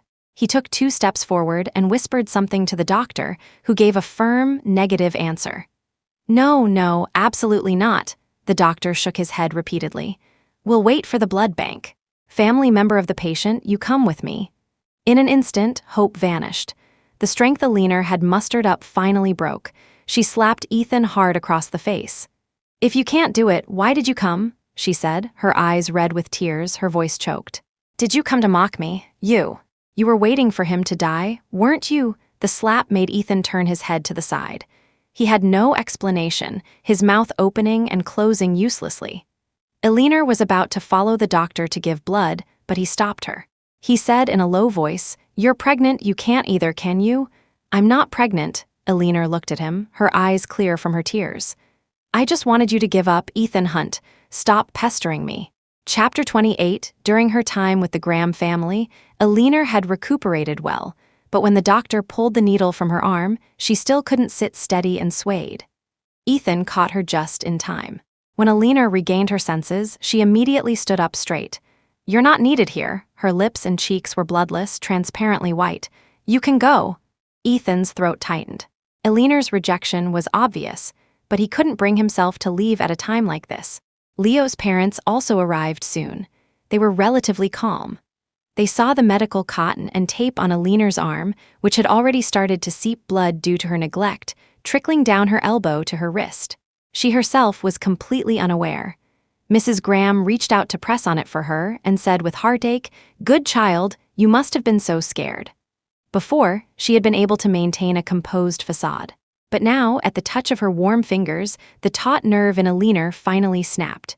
She collapsed into Mrs. Graham's arms, clutching the hem of her clothes and sobbing uncontrollably. "It's all my fault. It's all my fault. I shouldn't have found Leo and wanted to marry him." Mr. Graham also took her cold hand. His eyes were heavy, but there was not a single word of blame. "Silly girl, how can this be your fault?" Ethan stood there like an outsider, rooted to the spot. He also wanted to comfort Elina, to have her let down her guard and lean on him, but was he worthy? If Elina was going to blame herself, then in the end, the one who had sinned was him, Ethan Hunt. That must be why he was getting this retribution. He smiled bitterly and turned to leave. Fortunately, the doctor soon informed them that the blood from the blood bank had arrived. B-type wasn't particularly rare, and the whole family breathed a sigh of relief, continuing to wait outside the operating room. It was only then that they noticed Elina also had various scrapes on her palms and arms, but she had already forgotten where she got them and was unwilling to deal with them now. The two exchanged a look and had to let it go. The surgery was very long. Based on Elina's vague memory, the rebar should have pierced through Leo's lung, which could easily cause massive bleeding. She held Mrs. Graham's hand tightly, who held hers back, giving each other some support. The red light of the operating room went out, and the green light came on. A nurse pushed the hospital bed out, but her face was not relaxed. The doctor said seriously, "The patient still needs to be observed for 24 hours, but his vital signs are currently stable." Elina looked at Leo lying on the white sheets, his eyes tightly closed, and tears streamed down her face. Chapter 29. She had never seen Leo so weak. His face was pale, his hair disheveled, making him look even younger than his actual age, more fragile. The Graham couple appeared more composed. Elina took a deep breath and pulled herself together to follow the nurse. They watched as Leo was wheeled into the intensive care unit and could go no further. The nurse comforted them. "The patient is so young. As long as he makes it through the surgery, he'll be fine. The family should take care of their own health." Elina nodded repeatedly. Looking at Leo on a ventilator through the glass, her hands were still trembling. Mrs. Graham was clearly much more haggard. She comforted her. "Leo is very lucky, he'll be fine. But you, Elina, go get your wounds treated now. Don't let them get infected." Elina couldn't describe the agony of those 24 hours. After getting her wounds treated, she sat numbly in the hospital. Mr. and Mrs. Graham, being older, had to go home to rest. It wasn't until the nurse wheeled the person out of the intensive care unit that Elina let out a sharp sigh of relief. She felt a wave of dizziness as she stood up. "He's being moved to a regular ward," the nurse said with a smile. "Now we just wait for him to wake up. Have you eaten anything? Your face is so pale." She pressed a piece of candy into Elina's palm. Elina smiled gratefully and followed the nurse to the regular ward. She first sent the good news to Mr. and Mrs. Graham. She guessed the two were probably catching up on sleep at home, so she didn't call them.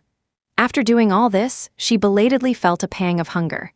As the nurse had said, Elina hadn't eaten all day. Just as she was about to order some takeout, someone had already delivered a meal to her door.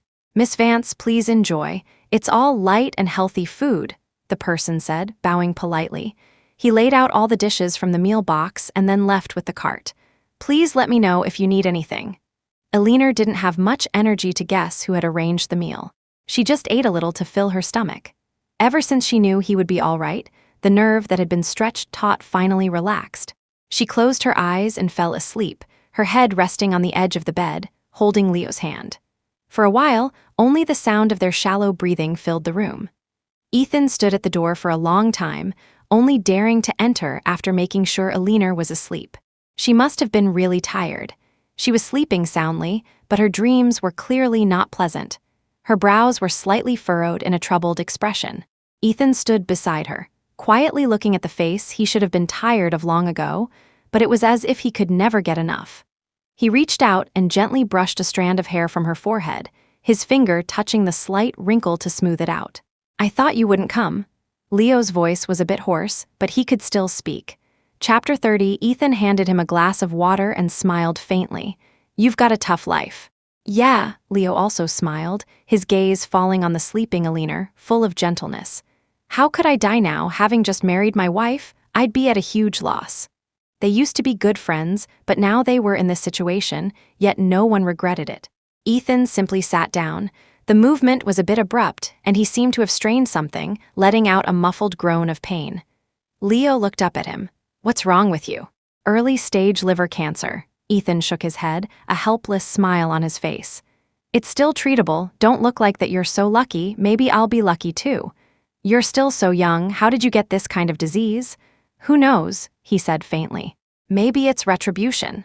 Even heaven couldn't stand his cruelty to Elina, so it gave him a heart-wrenching punishment. Leo knew that saying anything now would be futile. He was silent for a long time before saying, if there's anything I can do to help, just let me know. He wasn't the type to hold grudges. Ethan knew this, which made the despicable pain in his heart even clearer. This was probably why Elina had fallen for Leo so quickly. He could understand, but he felt the unspeakable bitterness rising from his stomach to his esophagus, making him want to vomit. Don't tell Elina, Ethan said quietly, his voice very soft. Congratulations on your wedding. Come to our wedding alive, Leo replied. Ethan gently closed the door to the hospital room, and that's when Elina woke up. The moment she opened her eyes, she was looking for Leo. She looked up and met a pair of gentle, smiling eyes. Leo was clearly awake, leaning against the pillow and looking at her. He said in a low voice, You've worked hard, my Elina. Tears instantly welled up in her eyes. Elina fought back her tears and said loudly, You scared me to death, but her hand still held Leo's tightly, unwilling to let go. Was someone just here? Elina looked at him suspiciously. And why didn't you call a nurse when you woke up? You need your injections and medicine changed. I just woke up, no one was here. Leo couldn't speak much, his chest still felt a dull pain. Has Elina eaten? I have. They texted his parents to let them know he was awake and doing well. After the nurse checked on him and gave some instructions, Leo held her hand tightly the whole time, as if he knew she had been terrified. The two of them ate something together in this lovey-dovey way. In the afternoon, Leo was too weak and fell asleep. Before he did, he managed to ask Elina where their marriage certificates were. The situation had been so chaotic that for a moment, Elina couldn't remember where she had put them. She could only say that Mrs. Graham had taken them home, and after coaxing Leo to sleep, she replied to Mrs. Graham's message. Chapter 31. Auntie, have you seen our marriage certificates? No, you were holding them so tightly, we didn't dare take them. Mrs. Graham said she would come to take over from Elina in the evening. Elina suppressed her doubts and could only take care of Leo for now. He couldn't be left alone, and besides, even if the marriage certificates were really lost, they could just get new ones. And that booklet was covered in both of their blood. To encounter such a thing on a day they had chosen so carefully, Elina couldn't help but smile bitterly. Not only would the wedding have to be postponed, but many of the invitations with the date already written would have to be redone. Leo had nothing to do while he was recovering, so this would be a good way for him to pass the time. The days passed slowly. Mrs. Graham was handling the compensation from the truck driver. In reality, for the Graham family, this amount of money was nothing. The driver himself had passed away, so the negotiations were all in vain. It was just pitiful that Leo was so bored lying in his hospital bed that he wanted to cry. Mrs. Graham had ordered him not to be discharged until he was fully recovered. He would kiss Elina's hand and say pitifully, There's nothing you need to do right now, just stay with me more. Elina smiled and said, Don't you remember it's almost your birthday? I'm preparing a gift for you. At these words, Leo's eyes lit up with anticipation. He stopped complaining about Elina being out all the time and started counting the days on his fingers. The day of his birthday was also the day of his discharge. The leaves outside the gate had already turned from green to yellow. Summer was over. Leo's body had recovered better than ever. He saw Elina standing at the gate with a large bouquet of flowers, smiling at him. His eyes immediately lit up, and he ran over. He embraced both the person and the flowers. His beloved woman was smiling at him from amidst the flowers. Leo no longer cared what his gift was. This was the best gift he could have received. The grandparents had long prepared a welcome home celebration for them. Elina also presented the birthday gift she had prepared for Leo. She thought it was very cliché and was a little embarrassed, a blush appearing on her cheeks, giving her a very delicious, vivid beauty. When Leo saw this, he no longer cared if the gift was gold or silver, it was not as precious. He was about to lean in and kiss her. Elina gently pushed him away, revealing the jade pendant in her hand, and smiled, her eyes squinting. "I got this from a master to keep you safe. From now on, Leo will surely be successful in everything." He knew about this jade pendant. It was from a temple in the next city that was said to be very effective. It was usually sought by elders for their frail children to wear. Leo felt a little embarrassed being treated like a child, but he also felt that Elina was really good to him. It went without saying how difficult this item was to obtain. Chapter 32, the grandparents were also surprised by her devotion, smiling so much they couldn't close their mouths. They ordered Leo to put it on quickly, so in his 28th year, Leo was still wearing a child's Buddha pendant. In the evening, after the guests had left, Leo pulled Elina onto his lap, bit her lip, and said fiercely, "You don't see me as a child, do you?" Elina just smiled and didn't speak, avoiding his grinding teeth and lips. Leo then kissed her ear, her cheek, until her face was flushed and her eyes were watery, laughing and dodging. Leo, Elina cupped his face, begging him to stop, and then said seriously, "I love you. Have I not told you that I love you yet?" This was indeed Elina's first confession, and the effect was astonishing. Leo immediately stopped moving, as if he had been frozen. He didn't speak for a long time. Elina touched his face and said it again. "I love you too."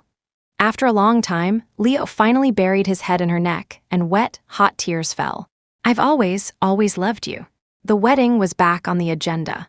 During his hospital stay, Leo had written many invitations, which finally came in handy.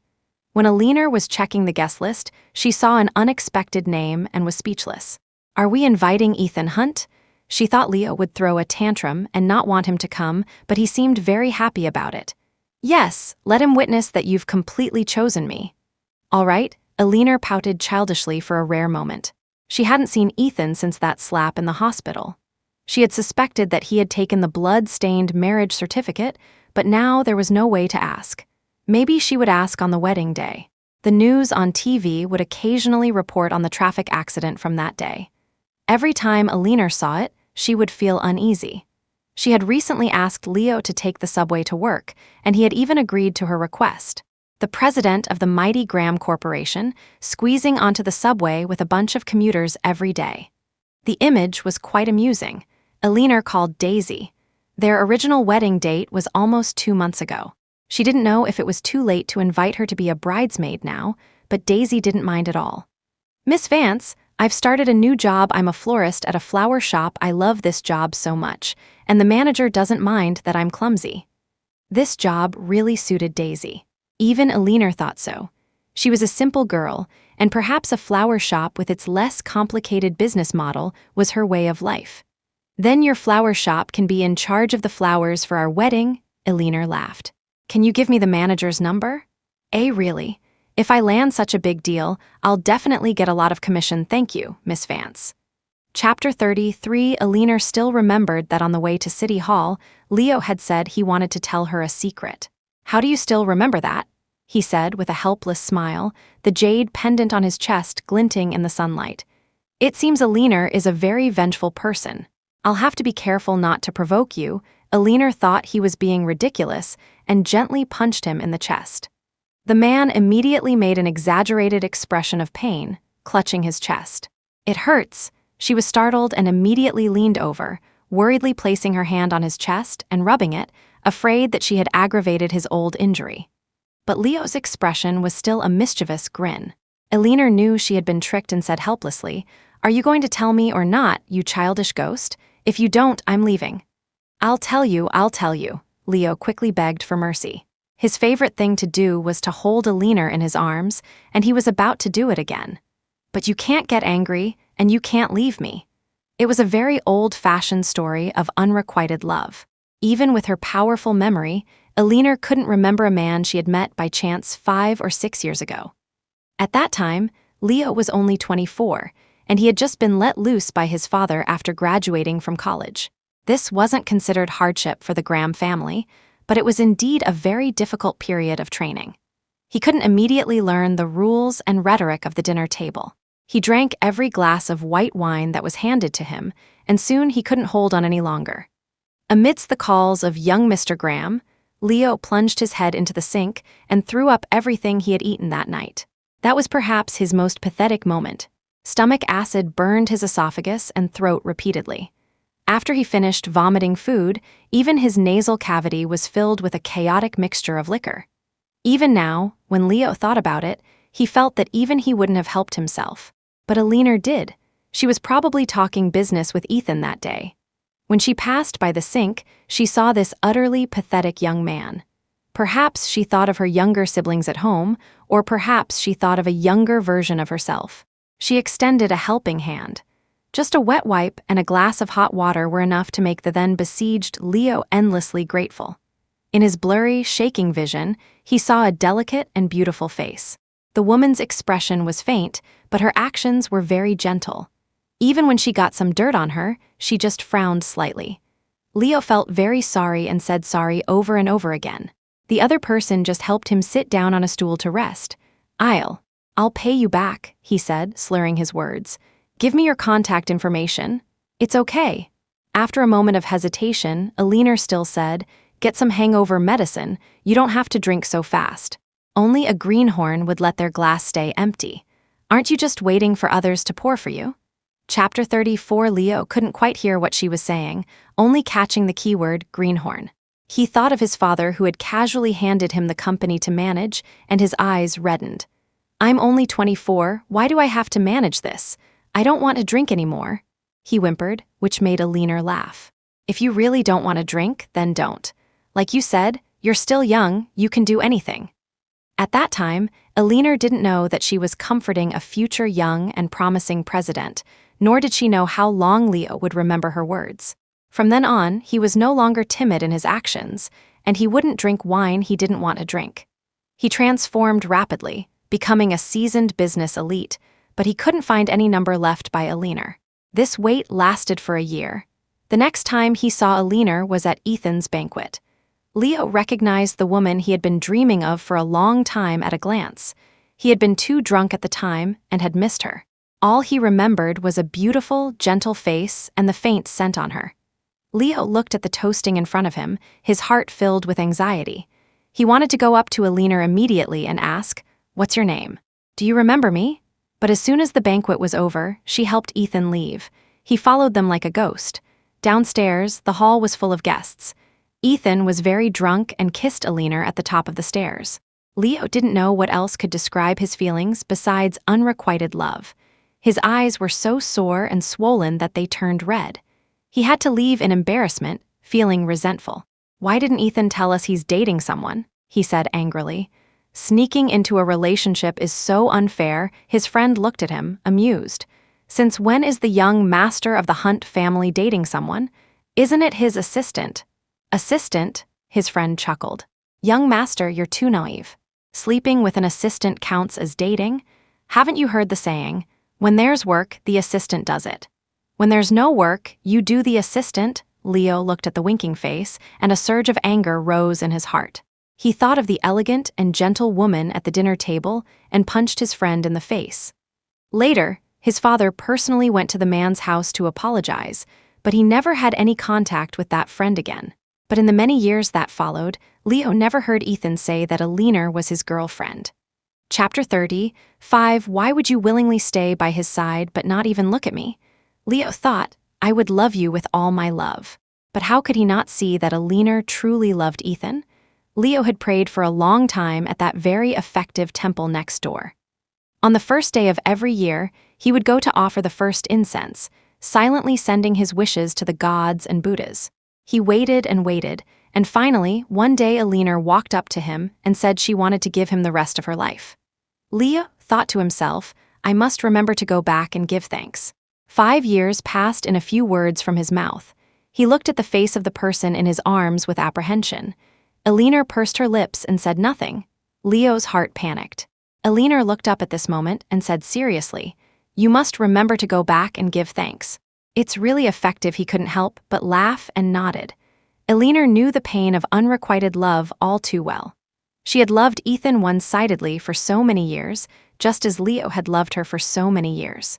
Fortunately, now their wishes had come true. Elina couldn't help but ask him, what if I had stayed by Ethan's side? What if I had gotten together with him? The hand on her waist tightened, but Leo said, "If you are happy, I am happy." Love is doing your best and often feeling that you owe something. During their time together, Leo would occasionally wonder if he had done something wrong. It was obvious that Ethan still loved Elina, but he was unwilling to lose Elina's warm embrace again. Elina chuckled, turned around, and cupped Leo's face with her hands, saying seriously, "Being by your side is the greatest happiness." To hear those words was enough, Leo thought. Everything was proceeding in an orderly manner. The bridal shop where Elina had tried on her dress also delivered the wedding dress to the Grahams as promised. Soon, it was 2 days before the wedding. The makeup artist and bridesmaids were all asleep. The villa was empty and quiet. Leo had gone to another house to stay temporarily. For some reason, Elina always felt a little flustered. She walked out of the room with a glass of water, looking at the moonlight under the dark clouds. Her phone suddenly rang. It was an unknown number. Elina's heart skipped a beat. She instinctively rejected the call. A moment later, the unknown number called again. She had no choice but to answer. The other end was silent for a long time, with only the sound of static. As if by a stroke of genius, she suddenly realized who it was and said softly, with a hint of probing, "Ethan Hunt." The man grunted in acknowledgement, his voice low. "I thought you wouldn't answer my call." Elina was still resentful about his refusal to donate blood when Leo was in critical condition, but after all these days, she had come to terms with it. She said helplessly, "I was wrong back then. I shouldn't have hit you." Chapter 36. Helping was a kindness, not helping was his right. Besides, every time she asked Ethan for a favor, she owed him one more. Now that Leo was safe and sound, that was enough. They were silent for a long time. Elina heard Ethan's breathing was a bit rapid, one breath light, one heavy, which made her a little flustered. "Ethan Hunt." "Elina." Their voices collided. Elina didn't know what she wanted to say, so she closed her mouth and waited for him to speak. After a long time, she heard Ethan say very softly, "Do you hate me?" Elina was taken aback. She found it hard to say whether she hated Ethan or not. In the end, she was the one who had wasted her own time. Ethan had never made her any promises. It was her own wishful thinking, wanting to warm this cold piece of ice. She had failed. She had left. So she replied in an equally soft voice, as if afraid of disturbing something, "I don't hate you, but I don't love you anymore." "Ethan Hunt, I don't believe that in these 9 years, you never felt how much I loved you. For you to tell me now that you love me, it's really too late. Leo is a good man. The pain from the chemotherapy and the lesion was nothing compared to this. Time was truly the most ruthless thing." Ethan closed his eyes, but he also felt a little fortunate. He had seen that timid but determined girl who tried her best to stand out when he was 26. He had made Elina his woman when he was 27, and then abandoned her at 33, turning his attention to others. After 9 years of being together day and night, they were about to become strangers. But what could he do? Whether it was love or pain, Elina had become an indispensable part of his life. He still wanted to be a part of her life.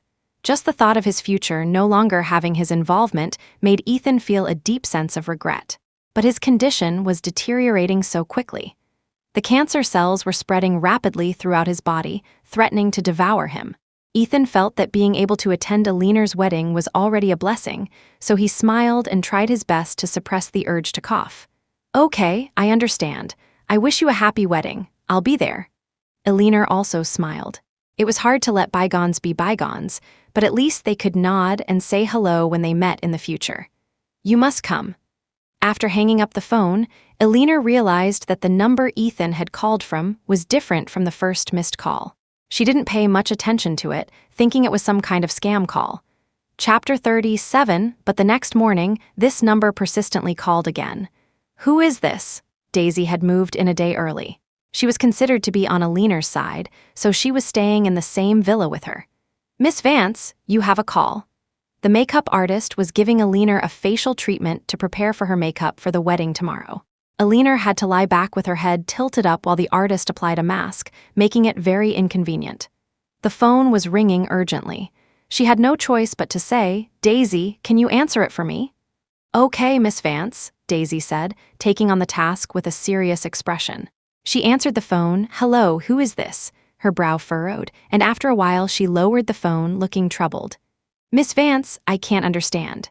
The person is speaking aggressively and quickly, not with a local accent. Elina's heart began to pound. Daisy walked over and put the phone on speaker. "Is this Elina Vance?" the person on the other end said in Mandarin with a heavy accent. "Get Elina Vance on the phone." No one could see the color drain from Elina's face. She forced herself to remain calm and took the phone. "You have the wrong number. Please don't call again." "Elina, I can tell it's you, Elina. It's me, your father. How can you not answer your father's call?" The makeup artist and Daisy exchanged a look. Elina quickly hung up the phone. Her hands were trembling slightly. She took a deep breath and said to the makeup artist, "Please continue." The makeup artist could only nod timidly. This phone call completely ruined Elina's good mood. She knew that since he had managed to find her phone number, her father had probably found out her other information as well. They hadn't seen each other in almost 10 years, and he showed up right before her wedding. Besides coming to cause trouble, Elina couldn't think of any other possibility. But the jade pendant and Leo's excited eyes were still clear in her mind. Elina couldn't bring herself to tell Leo about these things at this time. It would definitely spoil the mood. He was so looking forward to the wedding. She could only hope he would come a couple of days later, giving her time to deal with it. More than 10 years ago, Elina had graduated from high school with excellent grades and was admitted to one of the most famous universities in the country. But her father had said, "What's the use of a girl studying so much?" So she had resolutely left home with her ID card and admission notice. She hadn't taken a single penny from her family in her 4 years of college, nor had she ever gone back.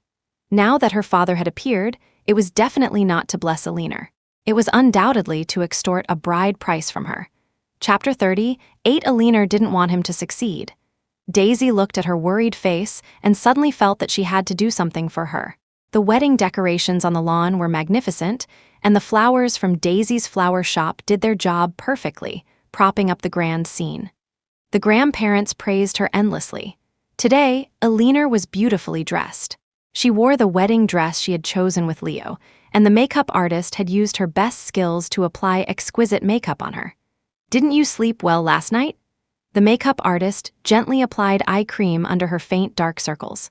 Elina nodded, distracted. She tried to immerse herself in the joy of the wedding, but she was still worried about that phone call. But everything proceeded as usual. The guests had almost all arrived. Under Leo's smiling, reddened gaze, Elina picked up her skirt and walked towards him, step by step.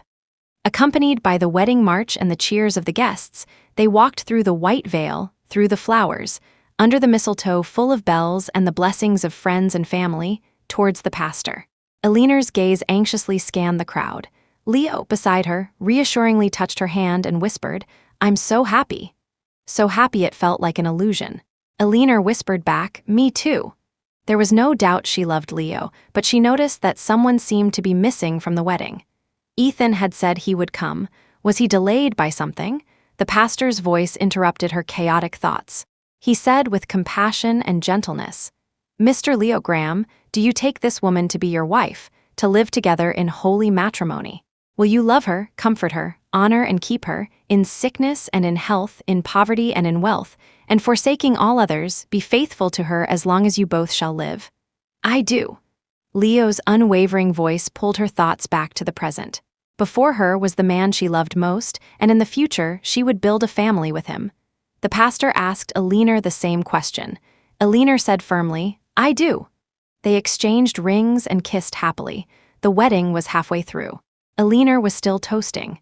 Even though she had been out of the workplace for half a year, she was still as impressive as ever, especially on such a happy day. Daisy watched, stunned, and said worriedly, "Miss Vance, drink less?" Leo smiled. "Yes, you still have to spend the wedding night with me. You're not allowed to get drunk, Elina." Chapter 39. Elina gave him a reproachful look. "Daisy is still here." Daisy stuck out her tongue. "I'm not a child anymore." The butler suddenly hurried over, glanced at Elina, and then whispered something to Leo. Leo's face changed.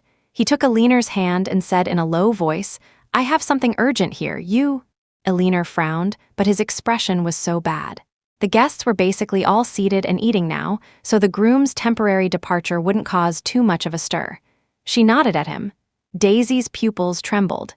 She quickly smiled and said, "Miss Vance, I'll go toast with you." Leo walked quickly, the butler trotting beside him, whispering urgently, "Mr. Hunt has been sent to the hospital now. The man who claims to be the lady's father has been taken to the police station by us. I'll talk to my friends over there later. We'll get him the heaviest sentence possible, but let's not worry about that now." Drive to the hospital, quickly of course. Ethan had come to Elina's wedding. He had lost so much weight recently that even his once custom-fitted suit was now loose, making it difficult to hide his frail, sickly body. Ethan had to have a new one custom made overnight, and it was finally ready just before the wedding. He hadn't been invited as a special guest, so he just put a small flower in his breast pocket. It had a very faint, sweet scent, like the scent of Elina's hair. Ethan received a call from Daisy. "Mr. Hunt, I don't know who to tell about this. Miss Vance doesn't seem to want to tell anyone. Her father seems to have come looking for her." Having heard so many stories about Elina at the company, Daisy also knew about her sad family background. The more she thought about it, the more something felt wrong. She had no power to stop it, so she had to ask Ethan for help. Ethan was the first to arrive at the wedding. He stood like a silent sculpture, not far from the Graham's villa, somewhat in a daze. Elina was getting married. The one who would spend the rest of her life with her would be Leo, not him. He watched as flowers were thrown into the sky, fireworks shot up into the clouds, and the wedding march played in the castle-like villa. But he could only be a loyal guard. Will Elina look for me among the guests? Will she be willing to accept my blessing?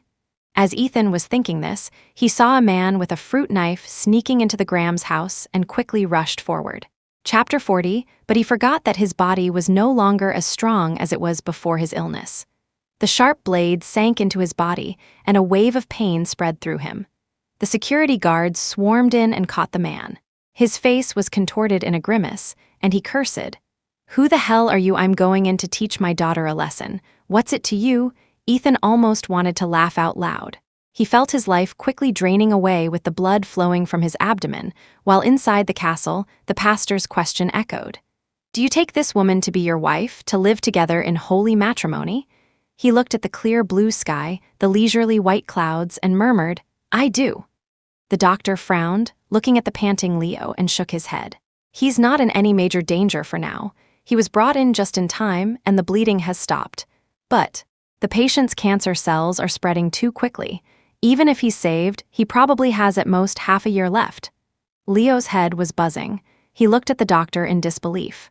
"Just a few months ago, you told me it was only in the early stages." The doctor looked at him strangely. "Early stages? Even in the early stages, he would need a liver resection to recover. He's been receiving conservative treatment, which is useless. The only reason he wouldn't undergo a liver resection was because he wanted to attend the wedding. But in the end, he couldn't attend." Leo closed his eyes and slammed his fist against the tiled wall of the hospital. He seemed to feel no pain. "The patient is awake," a nurse hurried out. "The family can go in and talk to him. His will to live is very weak." Leo's legs felt weak. After disinfecting himself, he walked into the hospital room and looked at the haggard Ethan. "I'll call Elina." His voice was hoarse. "Just wait a little longer. Didn't you say you wanted to see our wedding?" "No," Ethan coughed lightly. "Don't call her. Don't let her see."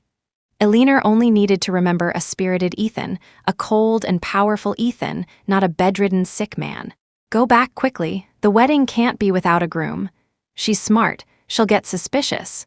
Elina looked at Leo and couldn't help but pinch his cheek, saying angrily, "Why the long face? You don't like me now that you've married me?" Leo held her tightly. "I love you. Don't change the subject. I love you very, very much." Elina sighed and hugged him back, her movements gentle. "Me too." That same year, Elina Vance became pregnant and Ethan Hunt passed away. Before he died, Ethan had only one last wish. "May heaven bless my Elina, that she may have a life of peace and joy, year after year."